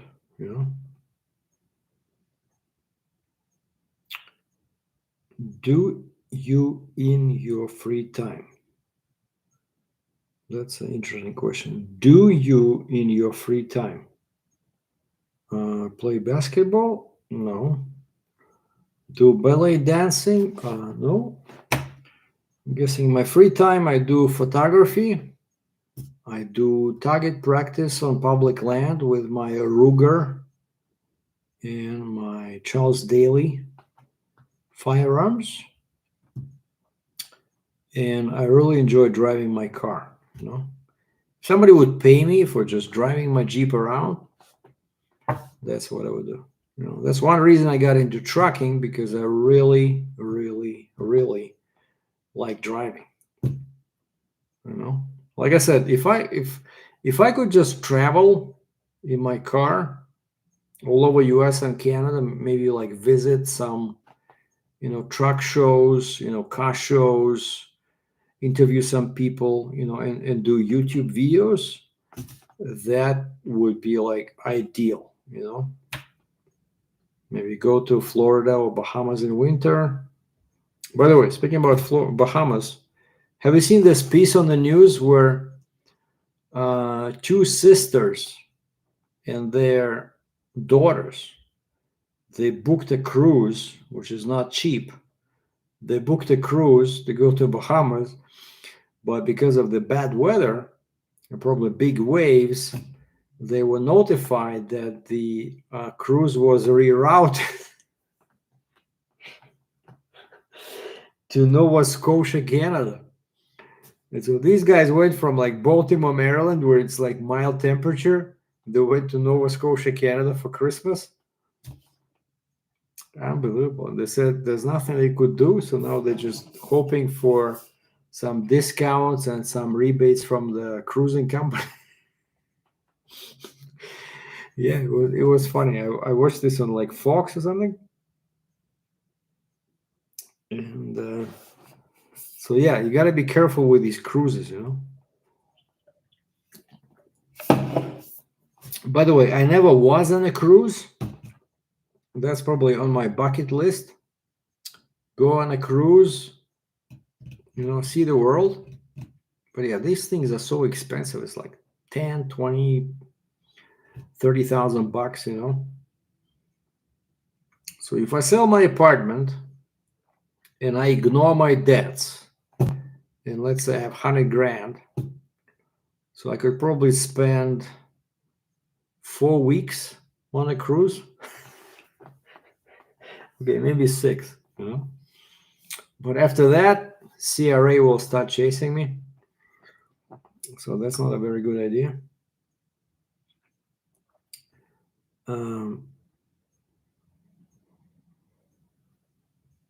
Play a short song on that instrument. Well, I already did that. You can see in my videos, if you look at my previous videos. And definitely we have people falling asleep. We have, what, 109 participants. And I've been live for 1 hour, 56 minutes. Time now is 6:26 p.m. Alberta time. 6:27. Well, I just need some questions. If you guys can ask me questions, we can go a bit longer. Otherwise, we can finish at 2 hour limit. I definitely thank everybody who joined in. Thank you very much. Thank you for your questions, for your holiday wishes. Thank you for the rich people who donated some money. So one guy was a freight broker. We still don't know who the other guy was. Where did he come up with that $20? Like, what is your occupation? What is your profession? What I can say is it's definitely not food delivery.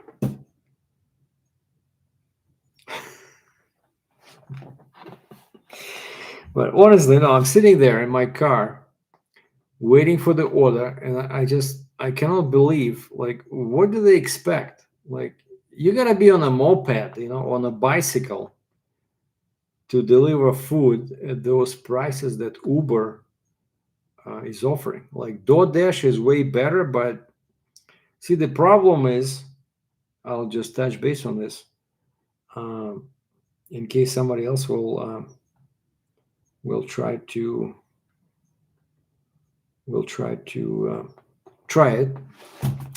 But the difference between Uber and DoorDash is that Uber allows you to start anywhere. Basically, you start in the morning when you're ready to rock and roll. You just click go button, and it says you're online searching for orders. But 99.999% of them are super cheap. It's like something like $3 for 10 kilometers. It's like not worth it. DoorDash is like 2-3 times better, but with the DoorDash, you cannot click that Dash Now button unless you are inside a red area. Like if you look at Calgary, let's say I'm in Northeast, most of the time it's dead, and the only option I see, it says schedule. So I cannot click Dash. even though, like, okay, give me the order from other parts of Calgary. No, they don't do that. So Uber is like a much more centralized dispatch system, right? So you can start anywhere. But DoorDash, basically, quite often I have to drive 10 clicks west, or I don't know, 10 clicks south. And then, okay, once I'm in that red area on the app, finally I see schedule changes to dash. And then I click dash, then it says searching for orders, but they have very few orders compared to Uber, but the money is better. So I'm always trying to, when I was doing this week, I was always trying to get to area where DoorDash was active, But basically, it's mostly for like students. If you're a student and parents gave you a free car, right? They bought you some junk car, and you just want to make some money for Friday night out. That's what it's for. It's not for it. You cannot do it as a serious business. It's just way too cheap.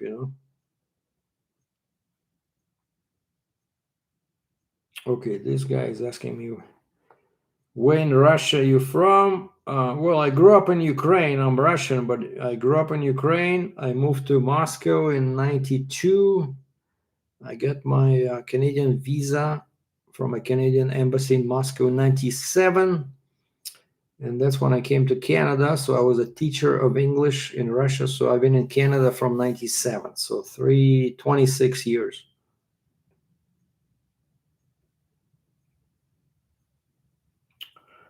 And now the question is, how did you like NYC visit? Can you move to USA? Yeah, I can move to US because I'm Canadian. I have two passports. I have a Russian passport. I have a Canadian passport. And Canadians are allowed to enter US and live there. We can buy houses, but you cannot work. And another thing is, we can stay there for 6 months, no visa, nothing. But after 6 months, I have to get back to Canada for at least 1 day. I go back to Canada for 1 day, I can cross back into US second day. And again, I can own a condo, a house, but I cannot work. That's the thing. So that's why there's so many retired people from Canada. They go buy like a condo or a house in Florida, Arizona, and they just go there for winter. Usually they leave right after Christmas because that's when the weather changes for the worst in Canada. And they go there or they fly there till like April, May, and then they come back. A lot of people do this. They have two properties, one in Canada, one in US.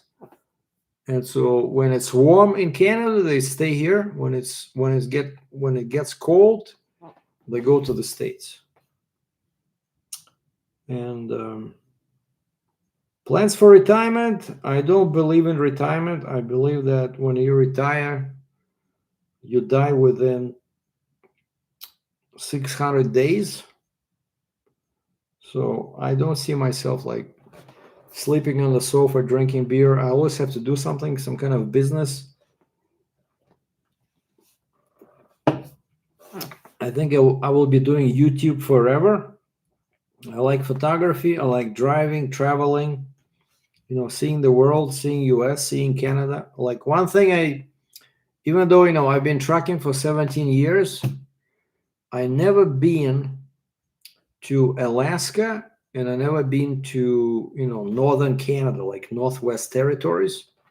That's, maybe in the summer when the weather's good, it would be a good idea for a trip, go to like upper north there, especially Alaska, because it's so beautiful there. I watched a bunch of, movies about Alaska and, like Northwest Territories. So yeah, not in winter, but in the summer. Okay, we only have 96 people watching. Sorry, what else you guys want to know? Just ask me questions. I'll be honest. You know me, I don't BS. I don't beat about around the bushes, as they say. I appreciate all the questions, by the way. Thank you for staying with me for this long on Friday night. I know people have plans. Okay, we have a question here. What was your motivation to start YouTube? Well, to me, movies were always fascinating. Maybe I had some dreams to be like an actor or maybe like a anchor on a TV, like TV news. And then we had the technology advances, right, where you can get these small cameras. I had this Flip HD camera, which looked like a pack of cigarettes, and you had to hold it vertically, but it was recording at 720p. And I was working as a trucker, and this was my first super long trip from Nova Scotia, Canada to California. And I thought, wait, maybe I can, it would be interesting to people to see, how it like 3,000-mile trip goes, And that was my first video in 2008. I still remember I got a load of marine batteries, and I drove a company trailer for Challenger Motor Freight, and I loaded in Halifax, Nova Scotia, and my delivery was somewhere in California, like a week away. And that's when I started doing these videos, because I just enjoyed, being creative, still enjoy making videos, and just trying to entertain and educate the public. And I think that first video is still on my YouTube channel. Okay, what else do I have here?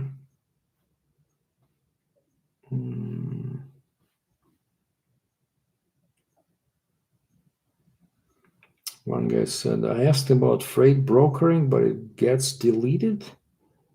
I did not delete anything. What was the question? Ask me again. Because I didn't touch anything. I'll be honest with you. Well, yeah, freight broker, it's not that complicated to set up, but it's super complicated to find customers, right? Because it's especially here in Western Canada, people, it depends on your jurisdiction, right? Ontario was different, but here in Alberta, most customers don't believe in brokers, right? It's all word of mouth, hey, why would I pay, commission to the broker? But it's the same thing, right? When you're using a realtor to help you sell your house or your apartment, but freight brokers are not very popular here in Alberta. Okay, one guy says, go find a woman, Sergei. Well, it's 6:38 p.m. I think it's getting kind of late. Maybe I'll start on this tomorrow. Please make a visit to Alaska. Will be super fun to see. Yeah, that's what, one day when I have some free time, it would be just awesome. I have this great dash cam now, right, that I got for free because I did a review for them. This, what is it? Viovo, whatever, some Chinese brand. That's what I really love. When you were asking me before, I said I really love, traveling, making videos, and taking pictures and talking about stuff. And so I'm gonna keep doing that until the day I die. And so that's why I don't believe in retirement. One guy says, become a handy chauffeur for handicapped limited mobility people. Not sure about that. Like, how do you get people? I think you still have to be licensed as a probably taxi driver, or maybe as a limo driver. Oh, I remember, one time I visited the UK, right, when I worked as a real estate broker in Moscow.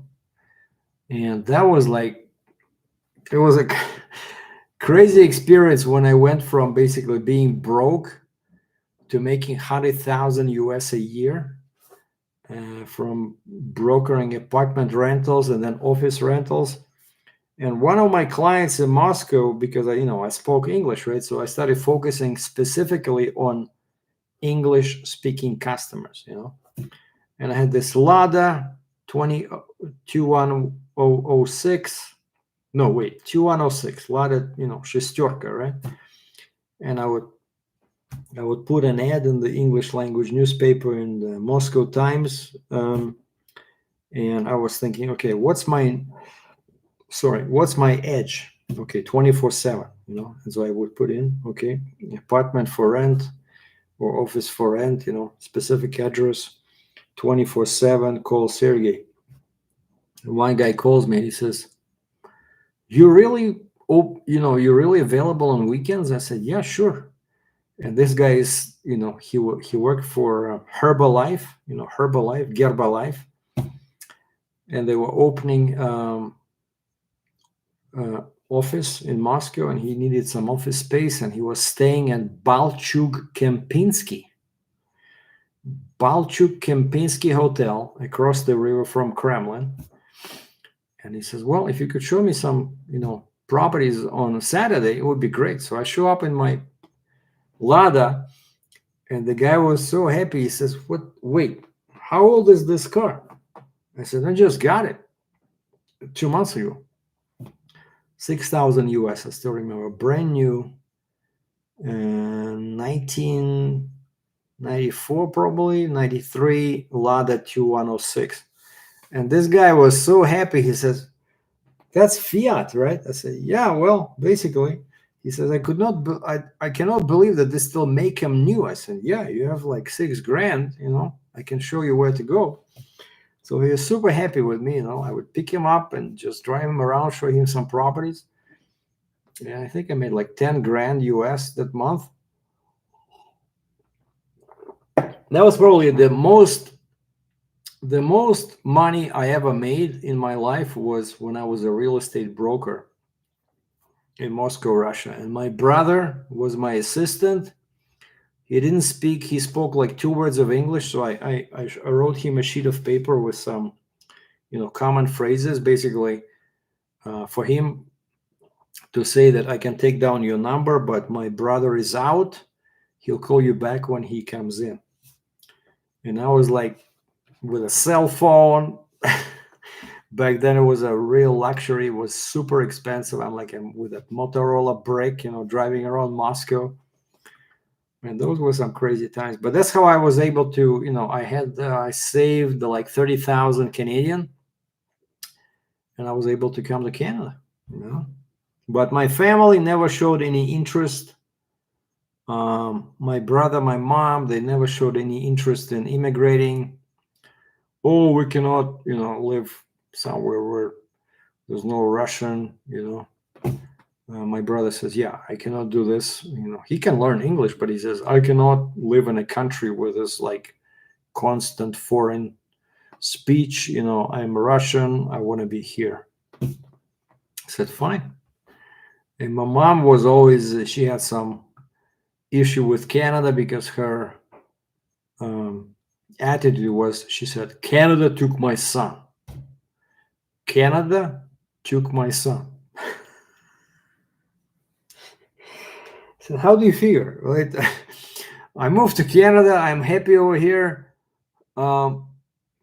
But she's very, when I talk to her and we mentioned this, and she's very sad because Canada took her son. Okay, what else? I've been watching for 6 years, driving lowboy for 4 years. Thanks for all the info. Yeah, you're welcome. If you look at my, like, if you click on popular, if you go on my channel and you click on popular, right, you will see most popular videos. Those have some good information.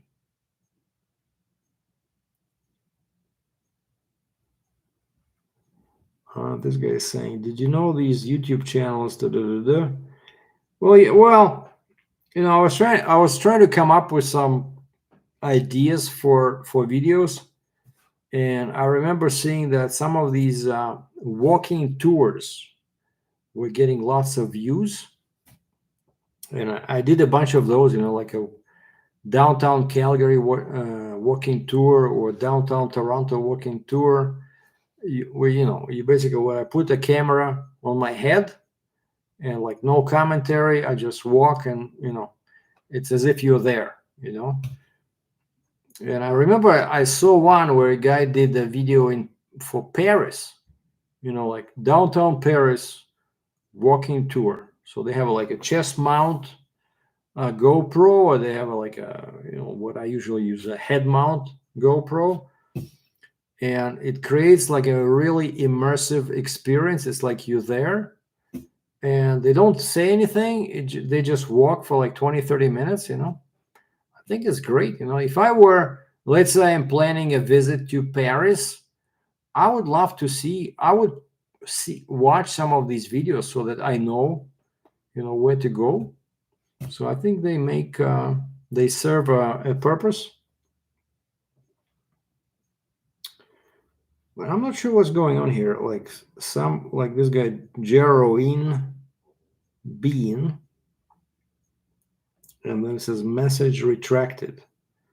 Like, honestly, guys, I'm not doing anything here. It's just I see some people, some name, and then it says message retracted. So that's not me. That's either, my guess would be either KGB or CIA or maybe FBI, but it's definitely not me. So I removed all blocks. I have a lot of people blocked on my channel because of disrespectful comments, right? So if you're being disrespectful, I will block your ass, okay?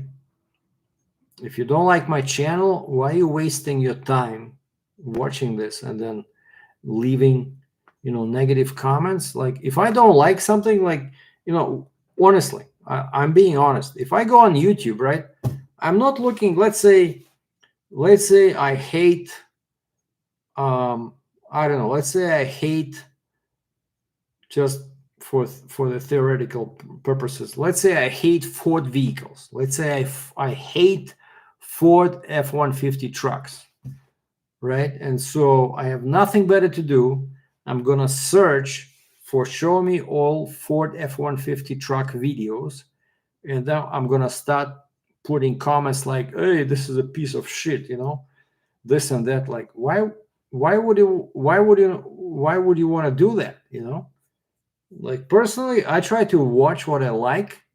I don't watch what I dislike and then leave some bad comments. But yet, for some reason, there's quite a few people on my channel. They just enjoy watching what they hate and then leaving comments like, hey, you're an idiot, or stuff like that. And of course, I block them, like, basically go away. But now, for the Christmas season, I removed the blocks on all the bad people that were previously blocked. So, now is your time. So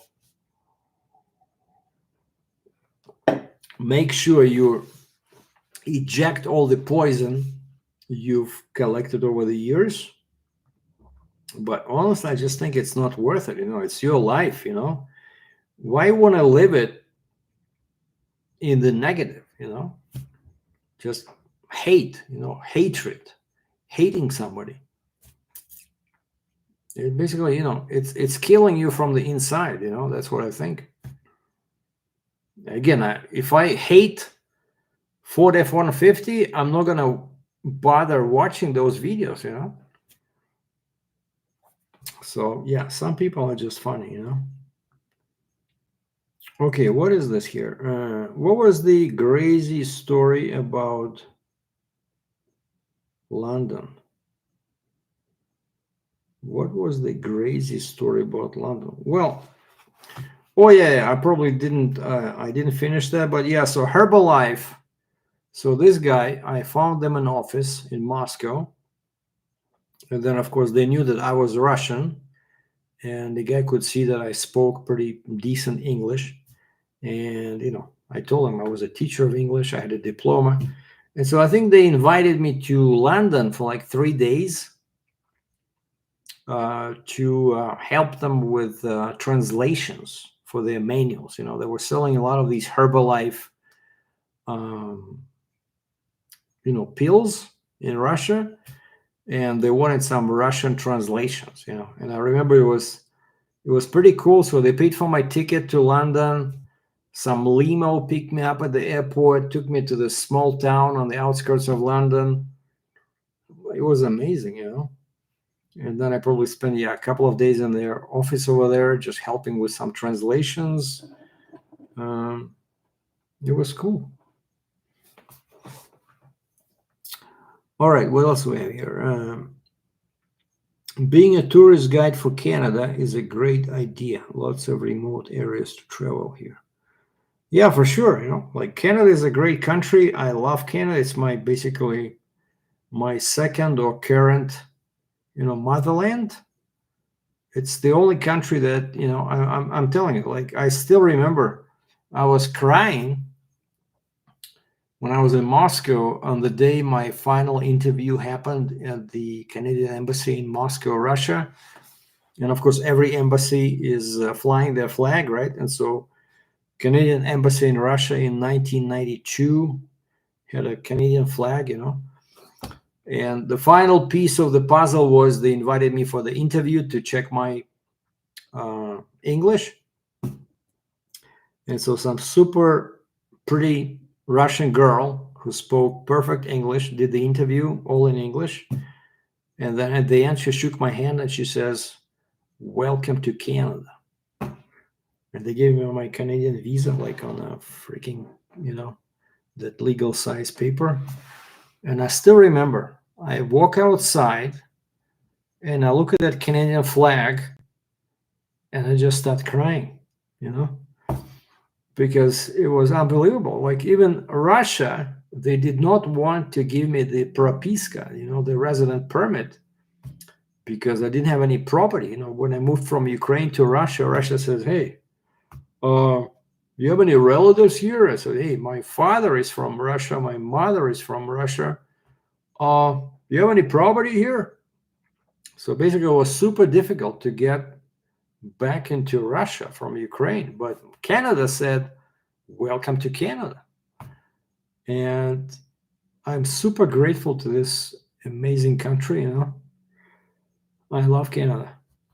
And so, yeah, if I could travel Canada and show you guys, you know, all the different spots.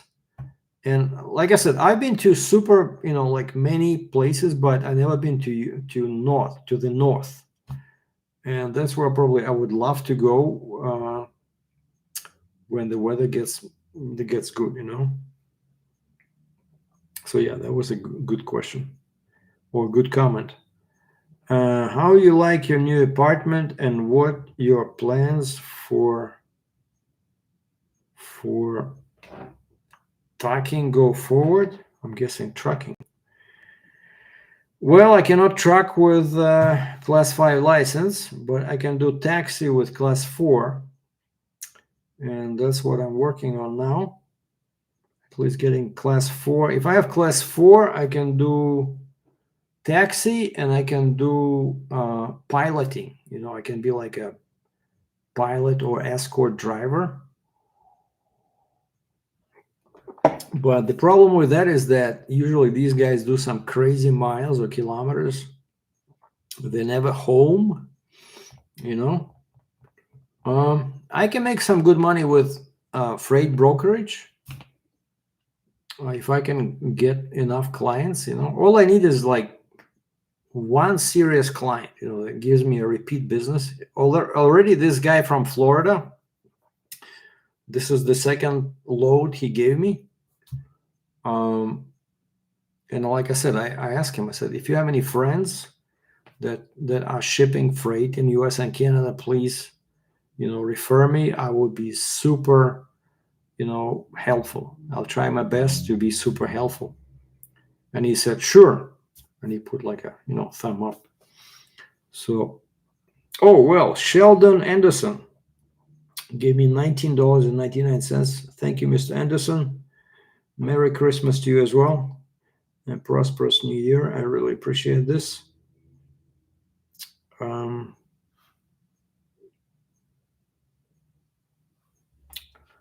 This guy says Herbalife is a big scam. Well, I don't know. It's all nutrients, vitamins, minerals. But yeah, it was super popular in Russia in the 90s. They were making a lot of money. Like what I should have done is I should have bought their stock. If I would have bought their shares, probably now I would be talking to you from my private residence in Monaco. By the way, stock market is where it's at.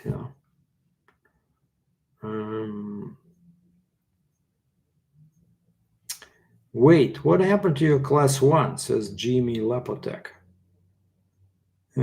Well, I talked about this before. So, after 17 years in trucking, I kind of like got fed up, especially since expenses were piling up. And so when I moved to Alberta, I had to change my Ontario license for Alberta license, right? And so they asked me, they said, what do you want to do? I said, well, give me the license that does not need anything, like no medicals, no computer test, no driving test. And they said, well, if you want to keep your AZ or class 1, you got to do a medical. But if you don't want to do anything and just finish everything here at the registry or DOT office, we can give you class 5. And I think back then I did not realize that class 5 was really kind of like not for hire. So you cannot even drive a taxi. If I knew that back then, I probably would just keep my AZ or class 1. But I said, okay, give me class 5. And so that's how I lost it, right? I had 3 months, 3 months after October 22 to change my mind, but I did not change it in time. And so now I only have class 5, which is only good for not for hire. Basically, it's your private car, right? So now I'm trying to get my class 4. And to get class 1, it costs 4,000 Canadian, which I'm not too keen on spending that much money. Hi from New Zealand. And I miss seeing the back end of the dog on your bonnet. I miss seeing the back end of the dog. I'm guessing the guy's talking about my Mack truck, right? There was a bulldog on the hood, which he calls bonnet. New Zealand, man, I did not know you guys have internet over there. No, I'm telling you, like that Mac, yeah, it's like the traditionals was very rich, but that's why they kind of like almost went bankrupt. And that's why they let Volvo buy them over, right? So they were doing something wrong, because yeah, Mac has a super rich history. I watch a bunch of videos about this, and lots of people on my channel were saying, hey, Mac, but I think the quality eventually was not there, and buyers started, veering off away from Mac because there was much better brands available, like K-Whopper, Peterbilt, like even Freightliner. They kept upgrading their models and of trucks. Actually, at one point I was thinking about getting a Freightliner, but like one of those heavy haul models.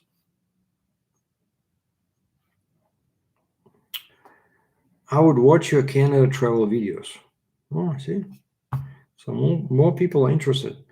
Okay, another guy says, same guy, Gary Jensen. Hi from New Zealand, and yes, it's still daytime here, 2:56 p.m. Saturday night. Oh, wow. Like here we have 7 p.m. Friday night on December 22nd. Imagine this. So Australia is 5 plus 3. No, wait. 7 p.m. to 7 p.m. It's like 24 hours, right? Wow. Minus 5. So basically they're like 19, 20 hours ahead of us. Oh, yeah. That's why, when you watch like Christmas or New Year celebration, they always show Australia first.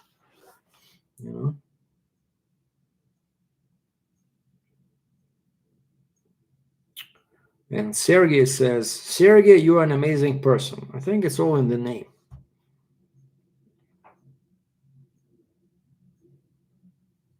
Can you explain to Americans what all this driving class meaning?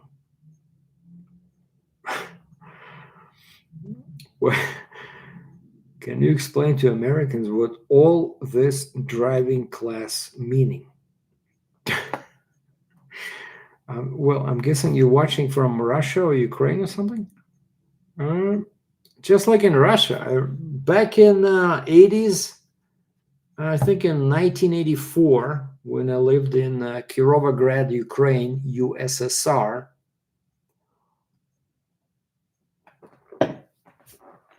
I got my, driver's license because my late dad, was kind enough to let me drive his Zhiguli Lada, and he had 21011, a nice little car, and then he had Moskvich, and I said, let me get the license in case, when I go into the army, maybe I can drive like some kind of a commander-in-chief, instead of digging up trenches, right?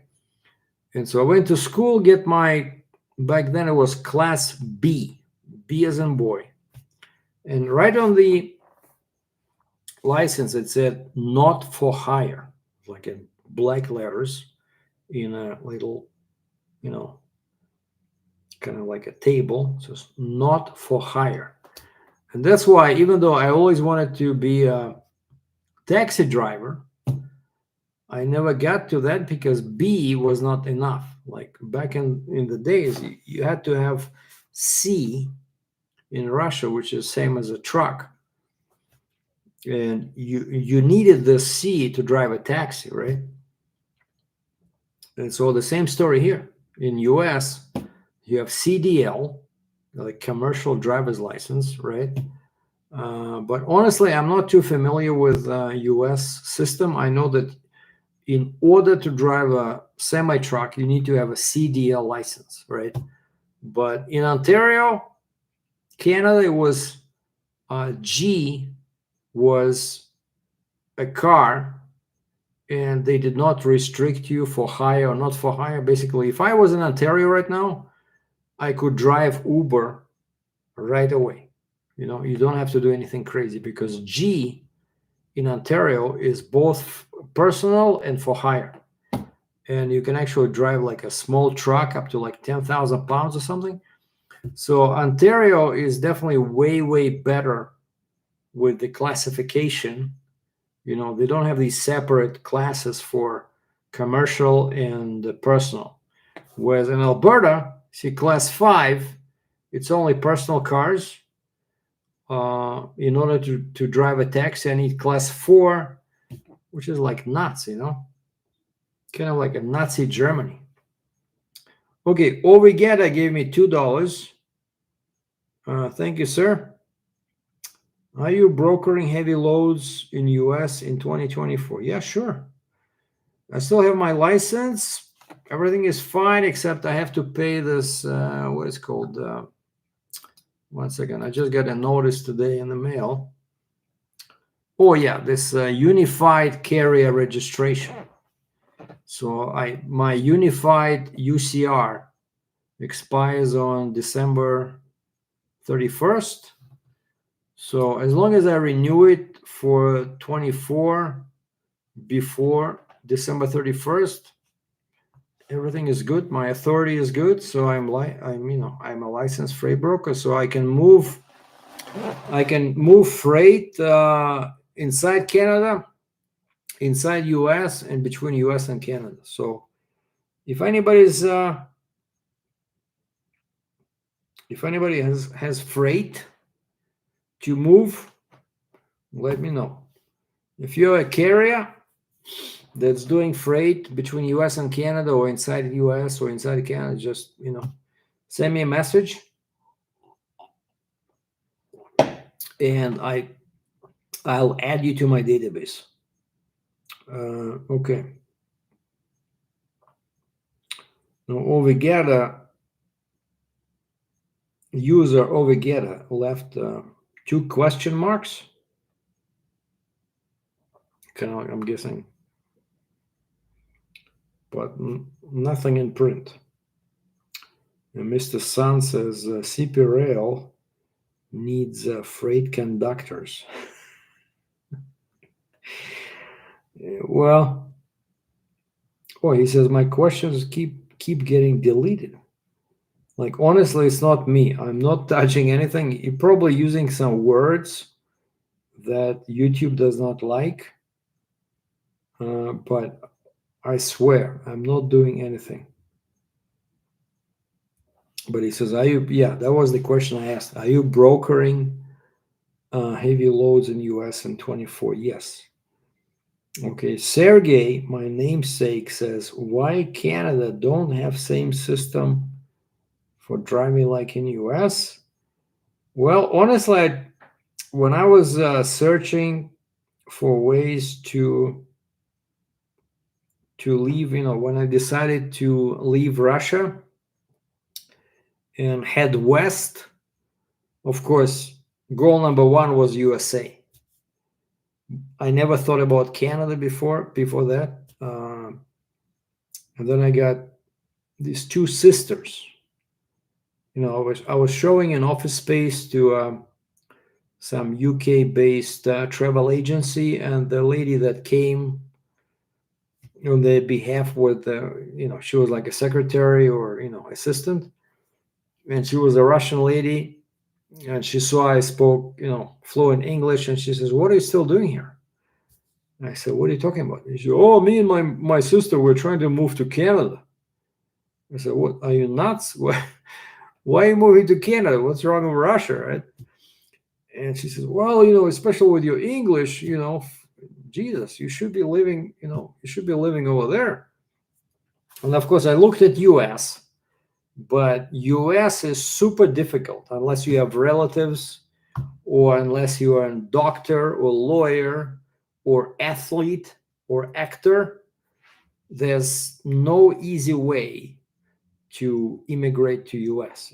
That's why you have these millions of people dying trying to cross rivers and tundras to get to US illegally, because there's no easy way to immigrate to US. But back then, Canada had a super transparent program, which was all based on a point system.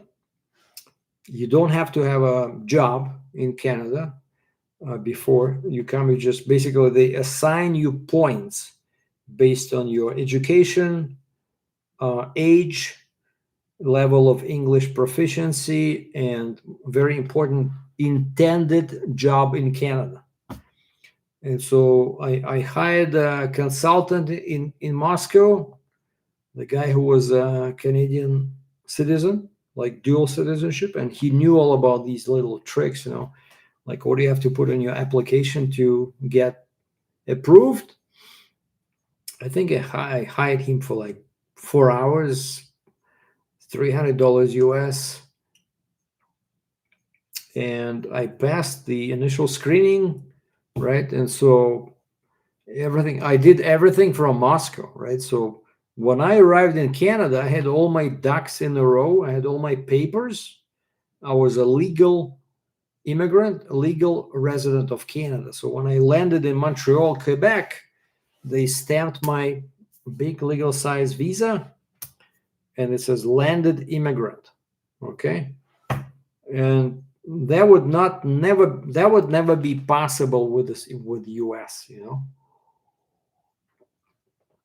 And then 3 years later, I was able to apply for my citizenship. Right, so I'm a citizen of US. I'm still a citizen of Canada. Sorry, I'm a citizen of Canada. I'm still a citizen of Russia.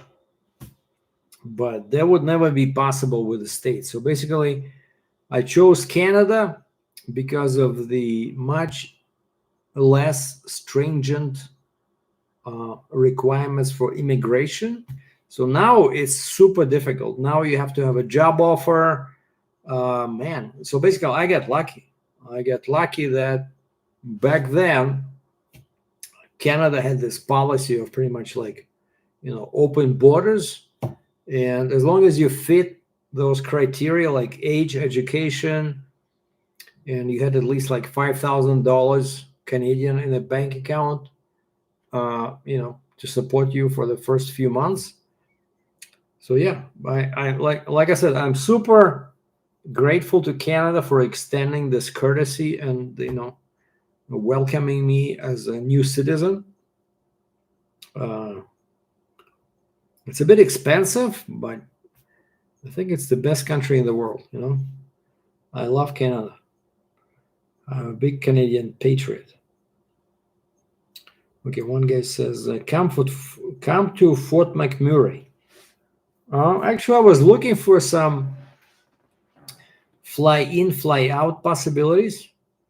I would love to do that, as equipment operator.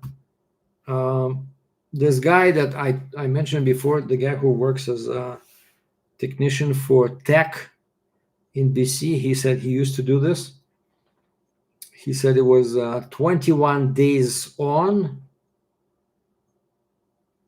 2 weeks off, something like that, and he was thinking of becoming a truck driver. But yeah, if they give you a camp and they pay for you flying from Calgary, Edmonton to Fort McMurray, like, why not? I really enjoy working with heavy equipment. And what's funny is that I talked about this before, but I remember I was kind of like puzzled, after I sold my truck and trailer and I was not able to find like any work. And I was thinking to myself, wait a second, I'm 61 years old. Is trucking all that Canada thinks I'm good for?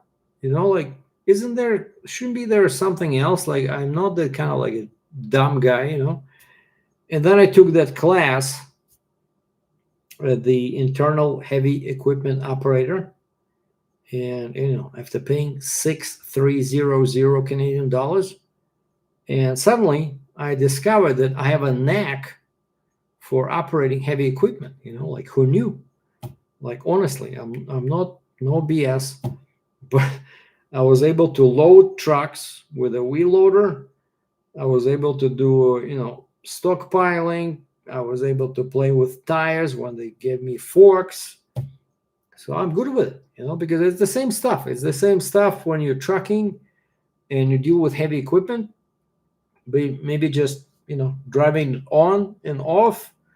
But maybe that's what gave me some confidence. But I'm pretty, confident I can be a good, equipment operator. Like, especially like now, right? December, cleaning snow, man, give me like a wheel loader, give me a skid steer, I'll do it. I can do it. It's just that now, it's not a good time. One guy says, just stopped in, hoping the live stays up for the replay. Yeah, I think I checked that box. I checked that box for replay, so you can read all the comments. I did not remove it, and again, I deleted all the blocks I had on guys before. So just for Christmas season, it's a kind of like Amnesty International. So all the bad guys are unblocked. Just if you can, please stay, courteous. Okay. If you start posting some disrespectful comments, basically you don't want to watch me, you don't like my channel, like why are you wasting your time? Go watch something else. And that's why I block you guys. So like I said, if let's say if I don't like Ford trucks, I don't go and make it my mission in life to find Ford related channels and then leave nasty comments on it. Like, why are you doing this? Like, your life is short, especially if you're a sarcastic kind of an individual. You're gonna die soon. Okay, your days are numbered unless you change your sarcasm to humor, because humor prolongs life while sarcasm shortens your life. So I wouldn't want to waste my life on being sarcastic and leaving negative comments on YouTube. Just a suggestion. Be positive. Okay. All right. One guy says, yeah, many jobs have this schedule like 7 and 7, 6 and 6, 14 and 14. But I think, yeah, if you want to try it, like far north, I think fly in, fly out when they pay for the plane. Like, why not? They pay great money, like freaking 30, 40, 50 bucks an hour. I would do it, because then you work for 2 weeks, you off for 2 weeks, you can like, I would be able to do my photography, my car driving, I could do my my freight brokerage. Like, for me, that would be perfect. So if anybody knows of any opportunities in the far north for wheel loader operators or skid steer operators or a rock truck operator, right? Like, I drove rock trucks mostly when loading and unloading them, but since I had 17 years of experience as a truck driver, I can guarantee 200% I can operate a rock truck. Okay. So if anybody knows of any day shifts anywhere in Canada, rock truck, skid steer, wheel loader, send me an email. All right. Thank you.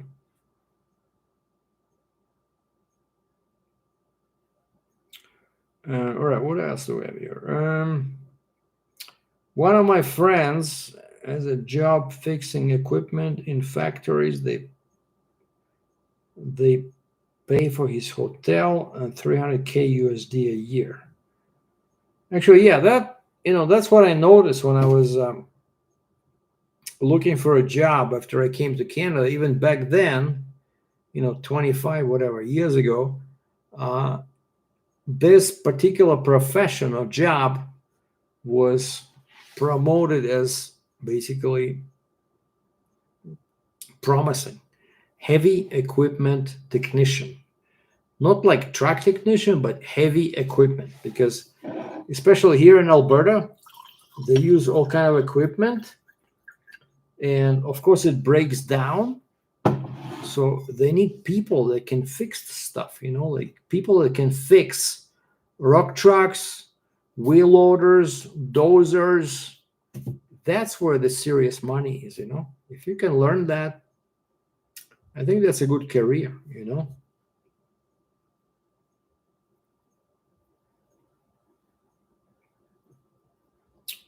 Okay, this guy says here, I work in Fort Mac. Well, if you know any opportunities for people that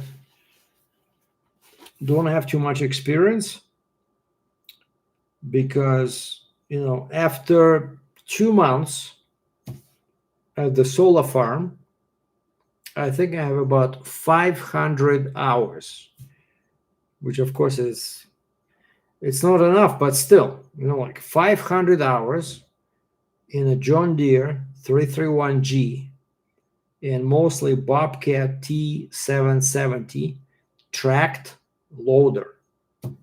That freaking Bobcat, the best thing I liked about that Bobcat was when we had some frost or some light snow on the ground, how we can play with the joystick on the left that controls your movement, and this thing will just spin, like your left track goes forward, your right track goes backwards.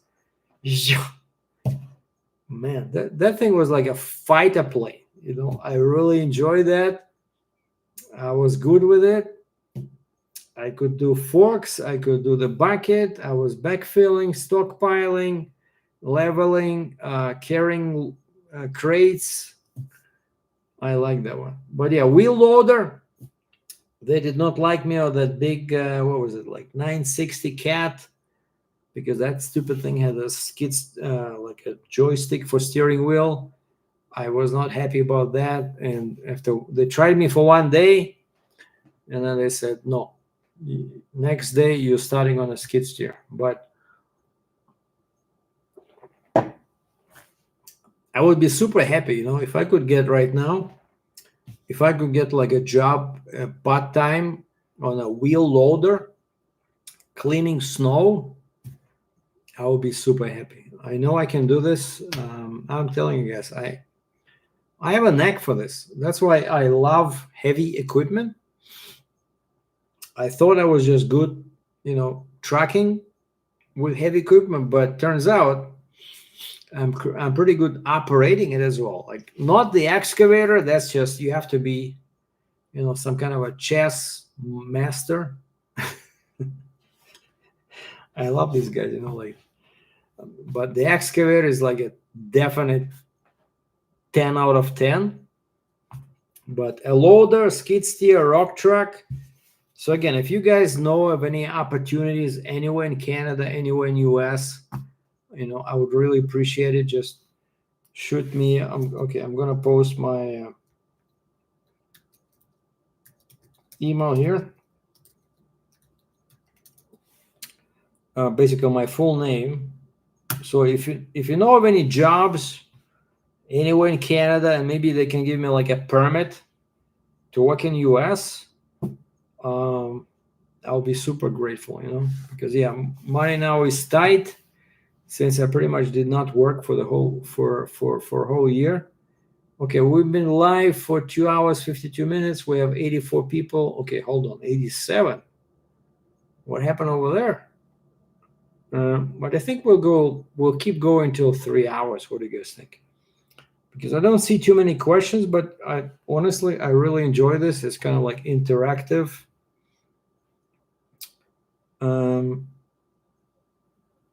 And my namesake says, I think the best decision you made is buying an apartment. And okay, yeah, that's what they say,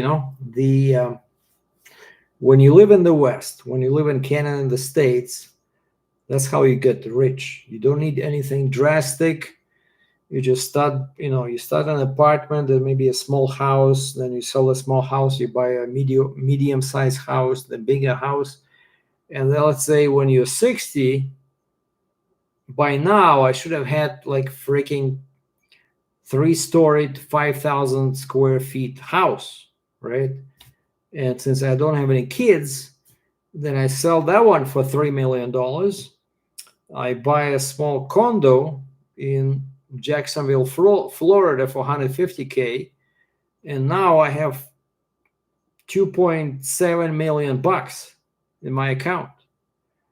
That's the recipe for success in the West, right? It's nothing, but of course you need a job to make payments for your house or your partner, but then when you get to the top, when you can sell that big house, or like a huge condo apartment, that's how you do it. It's when I came to Canada, right? I had $30,000 Canadian. I could have bought something, but I had no credit history.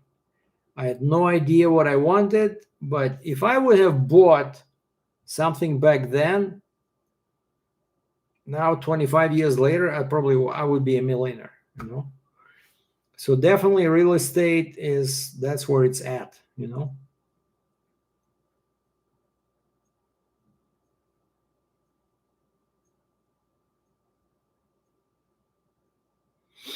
Okay, one guy says, SRD Gents, I know some jobs openings in Fort Mac, they're hiring as a loader operator. Do you have any leads? Is there anybody I can email a resume to? And again, I don't have too much experience, right? I think I have, enough for the kind of like entry level. So 500 hours combined wheel loader and skid steer. Like most people, they look for like 3, 5, freaking 50 years of experience. Like, how do you get that if nobody's hiring you? Why you don't reply to comments on new YouTube videos that you post and like? I'm not sure about the question. Okay, Jerry C says, was a union labor helping build roads? We had union operators, so I couldn't touch equipment. Well, honestly, I know this is gonna stir maybe some anger with some people, but my experience with union guys have been that it's not efficient. Okay, I'm sorry to say, but typical example is Baltimore Port, Maryland. I go there to pick up a piece of equipment. Guys are taking like 2-hour lunch breaks. They don't care. They had to find. There's no help. Okay, your piece of equipment is there. Look for 2C. And there's no markings on pavement. I don't know. As a trucker, that's been my experience. Again, when you pick up from a unionized site, you waste time. Because they unionized, they pay by the hour, they don't care about waiting, like truckers waiting. I don't know. Like, I always, as a trucker, I would prefer, like, I'm not BSing you, but I would prefer to go somewhere where it's a regular workforce, not a trade union.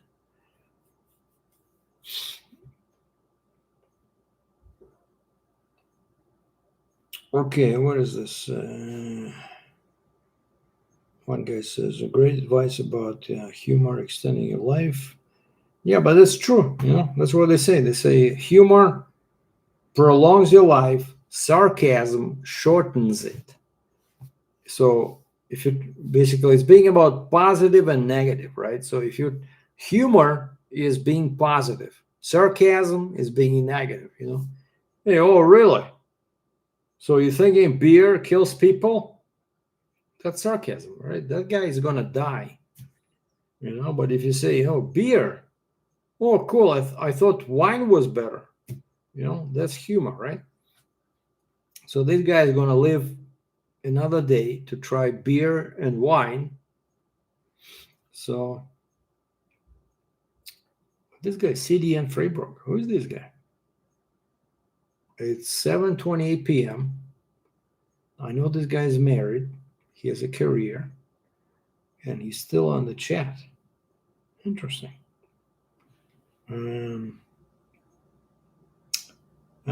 Beer ad says, what about wide load Pollet?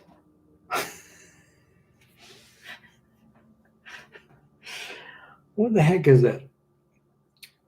wide load pilot. I'm not sure. I don't know what that is. Oh, pilot. Okay. Yeah, those union guys drag the chain. No, but yeah, seriously, union guys, because what does it mean? You're in a union. The union protects your rights, right? Which is great for the people, for the members of the union. But in my experience, it also means that they don't care, they don't give a fuck, pardon my French, about other people. So I'm not I'm a trucker showing up at the Baltimore port to pick up a load. I'm not union, right? I'm a regular guy, and I have to deal with the unionized people who only care, all they care about is themselves, right? And it just doesn't work, They just make it very difficult for other people who are not unionized, Like maybe if everybody on planet Earth is unionized, then it's perfect. But I'm telling you, like,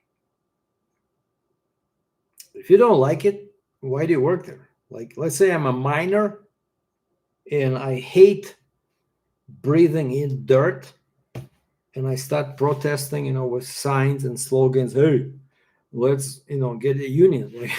Like, why are you even doing this? Go find another job, right? But I'm telling you, like these unionized jobs, they're great for members of the union, but it's always at the cost of other people, right? Like I'm serious. Like these guys, they had a lunch break.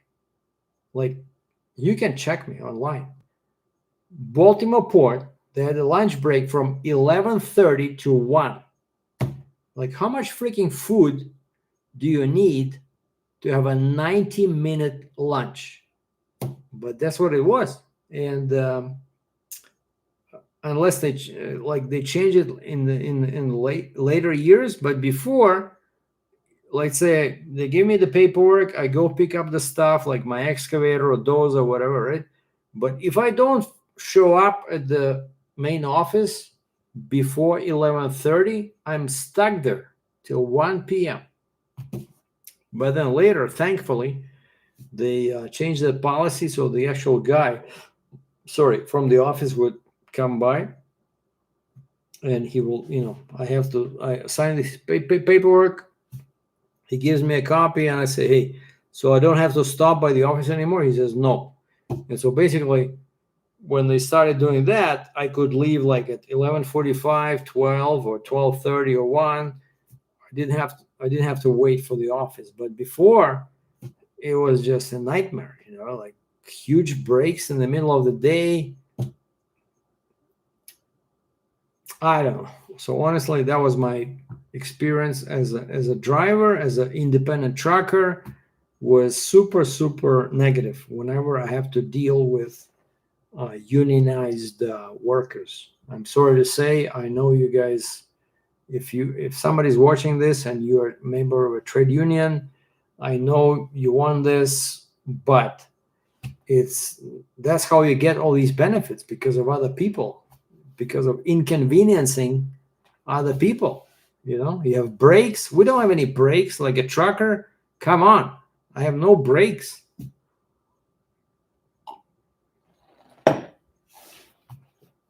Okay, sorry for the passion, but yeah, I'm telling you.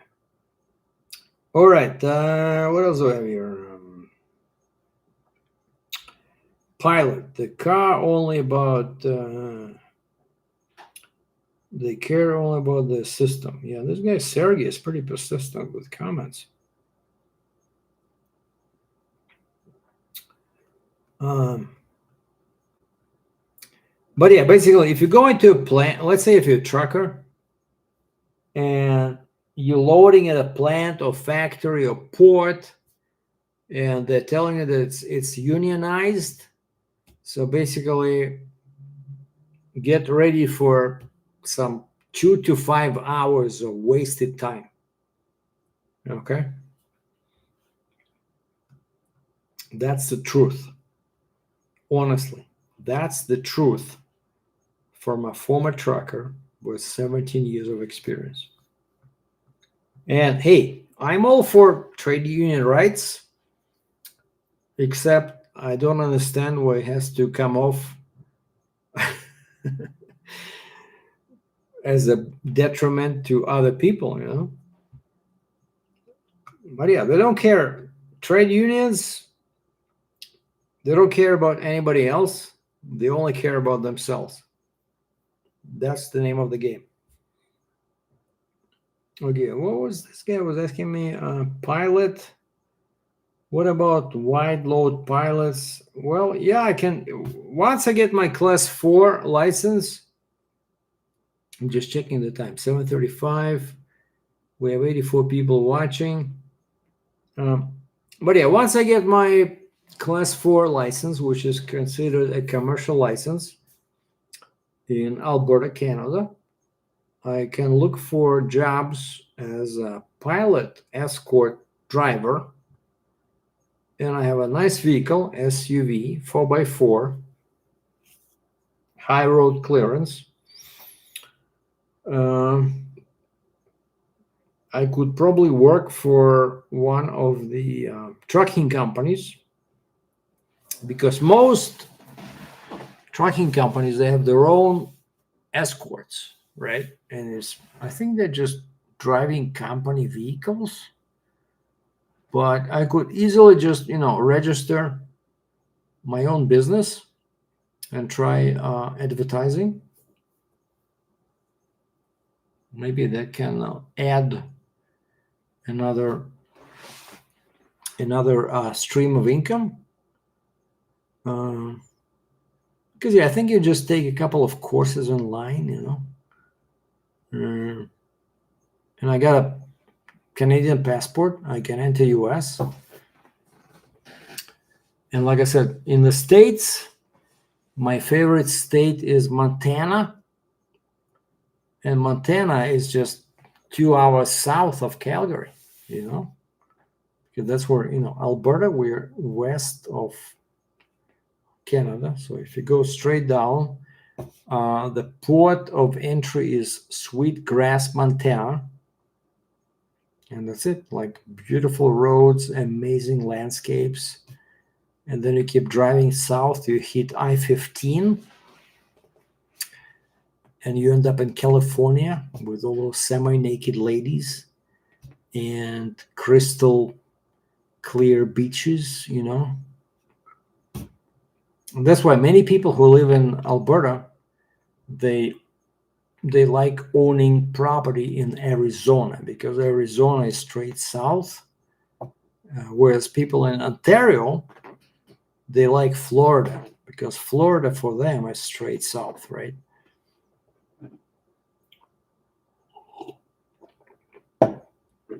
All right, do we have any more questions here? Pilot.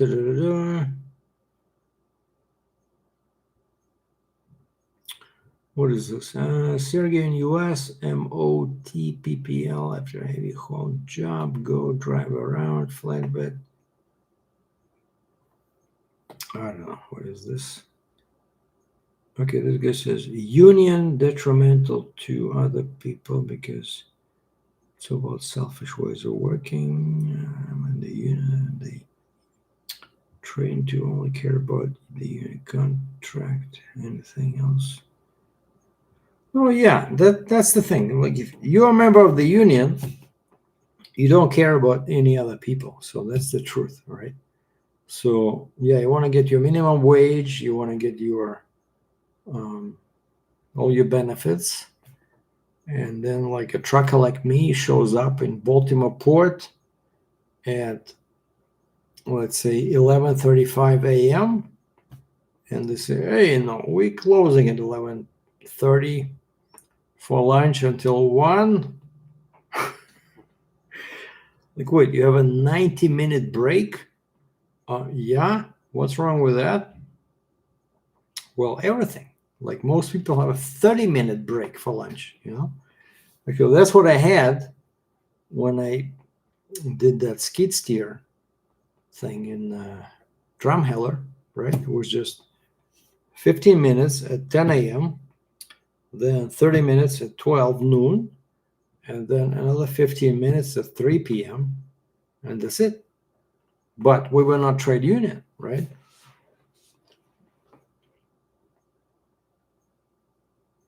So it's kind of like, in my opinion, it's kind of like a mass, what would you call it? They have enough people. Let's say, they have like 10,000 people, right? And so they force their opinion on the management, right? Because they say, hey, you don't approve this. You don't approve our 2-hour lunch break. We're going to walk out. And so it's kind of like,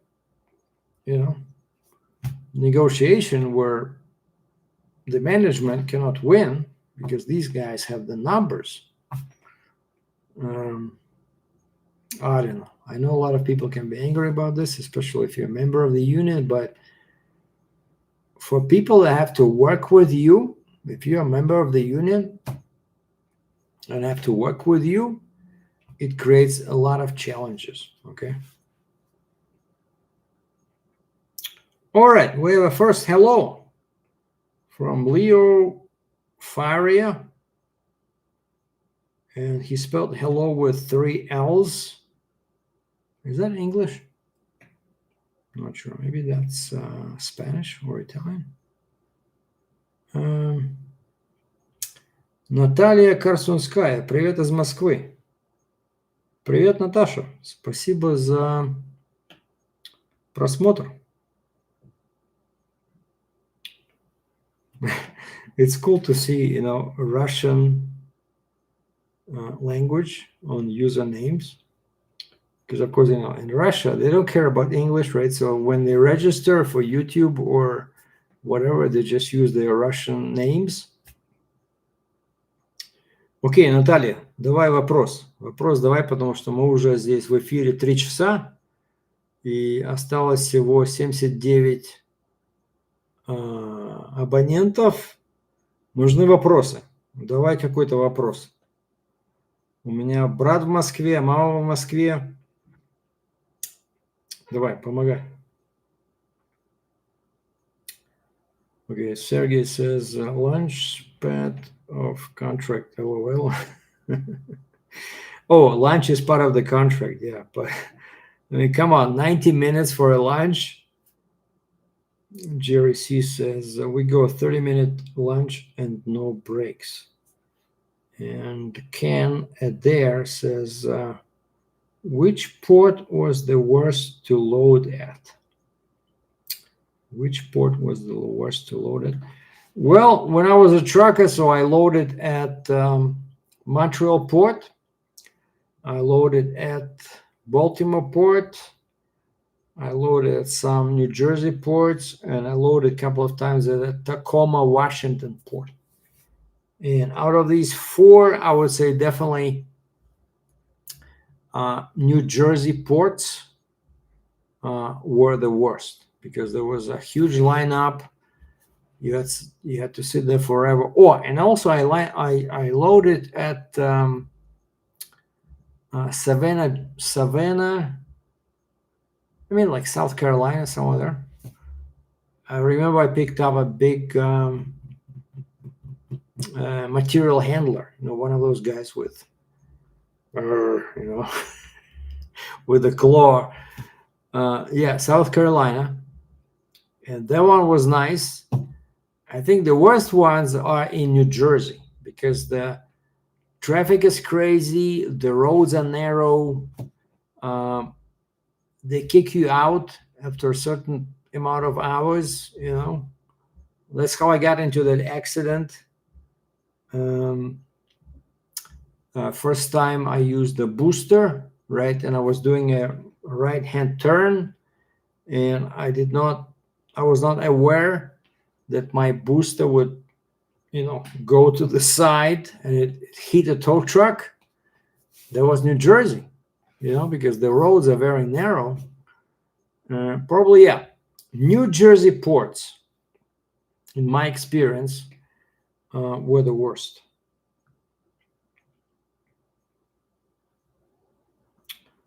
But after, I think first time I loaded in, in Baltimore, it was pretty difficult. But then, you get to know these sheds, and they only had 2 of them where you go in, to check in. And then once you get to know the procedure, it's pretty straightforward. So I think after a while, I think Baltimore MD became my kind of like favorite port, because that's what I knew. And a couple of times I think I loaded in Texas at some of their ports. I think it was Houston. Is there a port in there? I think so. But I didn't go there that often.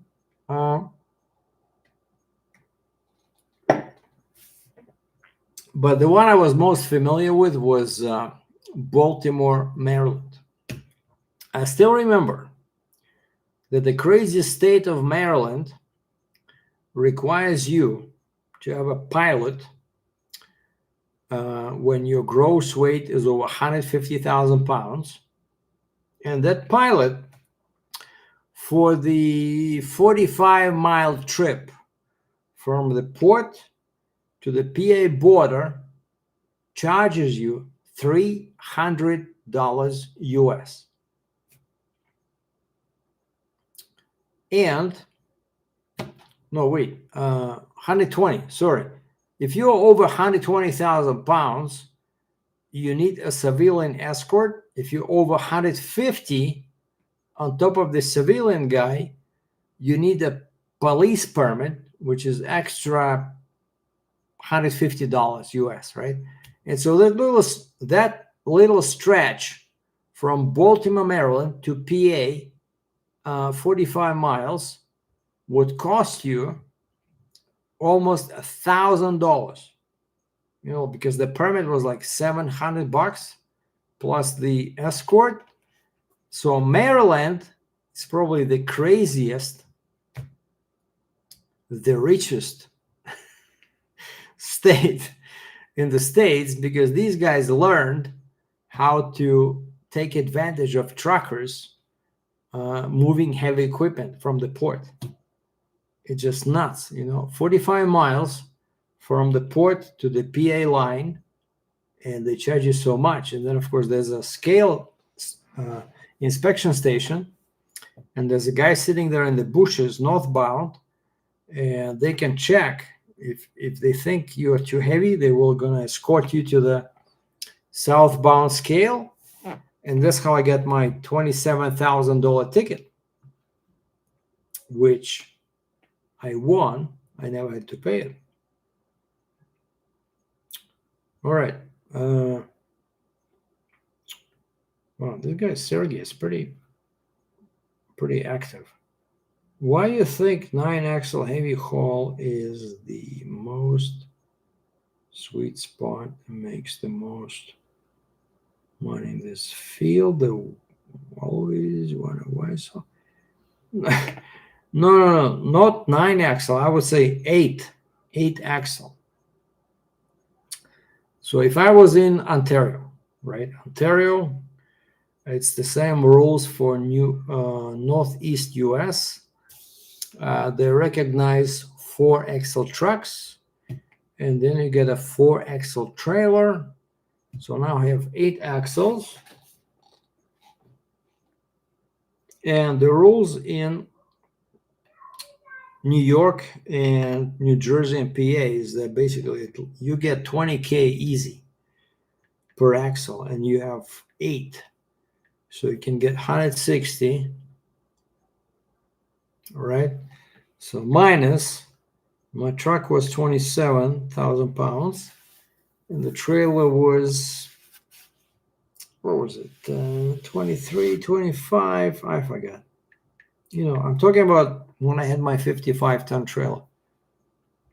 So you can do 110,000 pounds, no problemo, in Northeast US. So all you have to do is have 8 axles. And by the way, a tip I'm going to share here, which I'm not sure I should do, but a local company in Ontario was making a bunch of money using single Jeeps. So these guys would have a 4-axle truck with a pusher axle, and then they would hook up a single axle Jeep, and then they would hook up a 4-axle RGM for the total of 9 axles, and they were able to beat all their competitors, right? Because they were short, they did not require any pilots or escorts. They could basically offer a great price to the customer, but that's what they did. 4-axle truck, single Jeep, 4-axle trailer. So no boosters. You gotta keep your overall distance as short as possible. But of course, with a single axle Jeep, the problem is that the Jeep goes on top of the fifth wheel of the truck, and then you have to put your trailer on top of that. And so this only works if the load is not like over 11 feet high, but like heavy. And so these guys were moving, I think, like 110,000, 115,000 pound loads from Ontario to Maryland, from Maryland to Ontario. And so they were killing the competition. So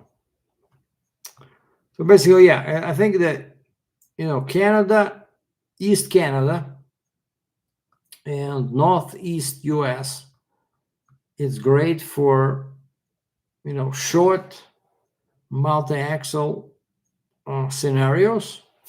But once you start going to south end of US, like Texas, Missouri, stuff like that, you really lose the capacity because they want Jeeps and boosters, like Florida, Georgia, and that's where it becomes very expensive.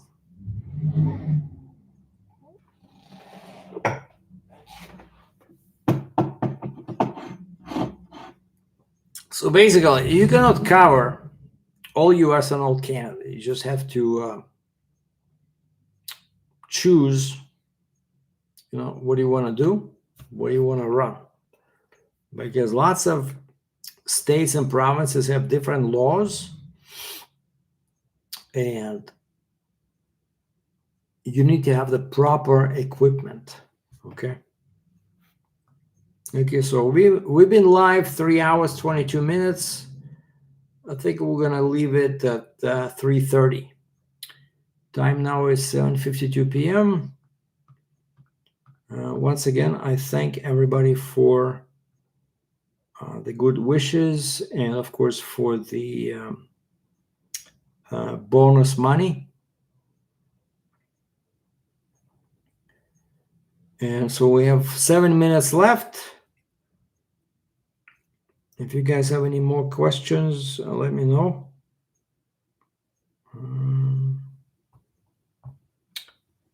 One guy says, please tell us a good history adventure, heavy haul adventure.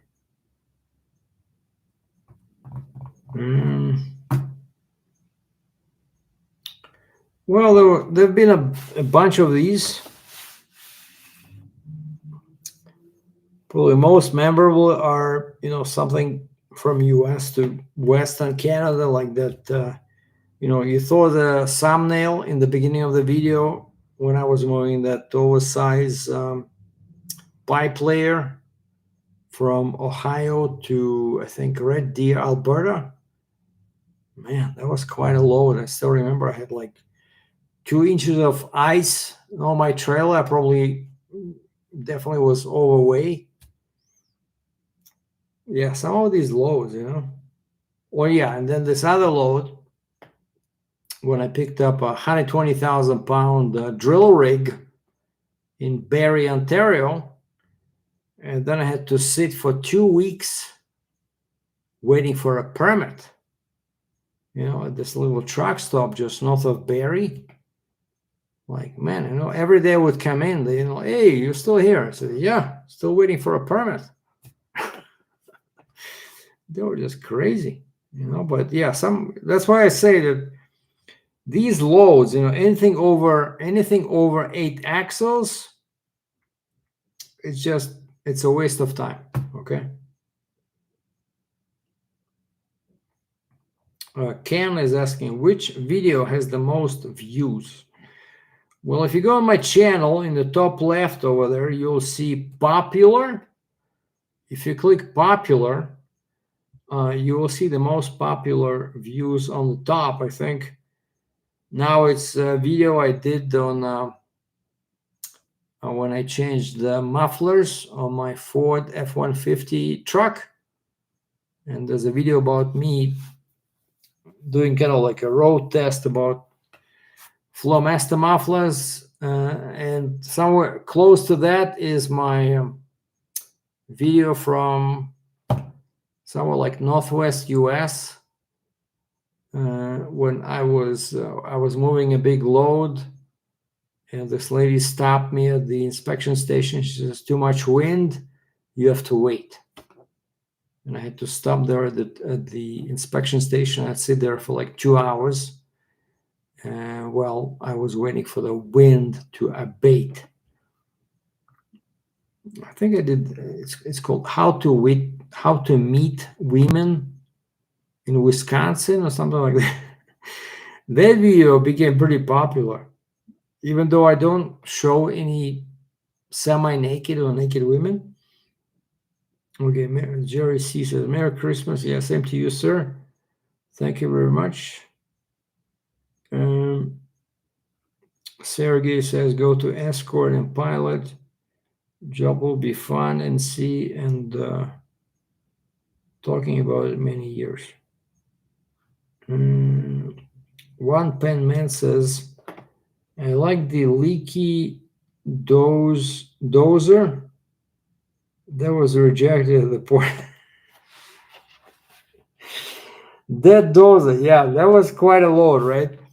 When I picked up that dozer at the Ritchie Brothers in Bolton, Ontario, and we had to hire a tow truck to put it on because it was dead. And then I show up in New Jersey, and the guy signs my paperwork, and then I go get some oil for it because I still could not move it. It would start, but did not move. And people suggested it's because of the low level of oil and hydraulics. So I went to a nearby auto parts store to get some oil. By the time I come back, there's the same guy who signed my paperwork. He says, what the heck is this? Because there's a huge puddle of oil on the ground and on my trailer. And he says, we cannot accept this because this is, it has to drive on its own power, and you can have that much leak once it's on inside the ship, So I said, wait, you already signed my paperwork.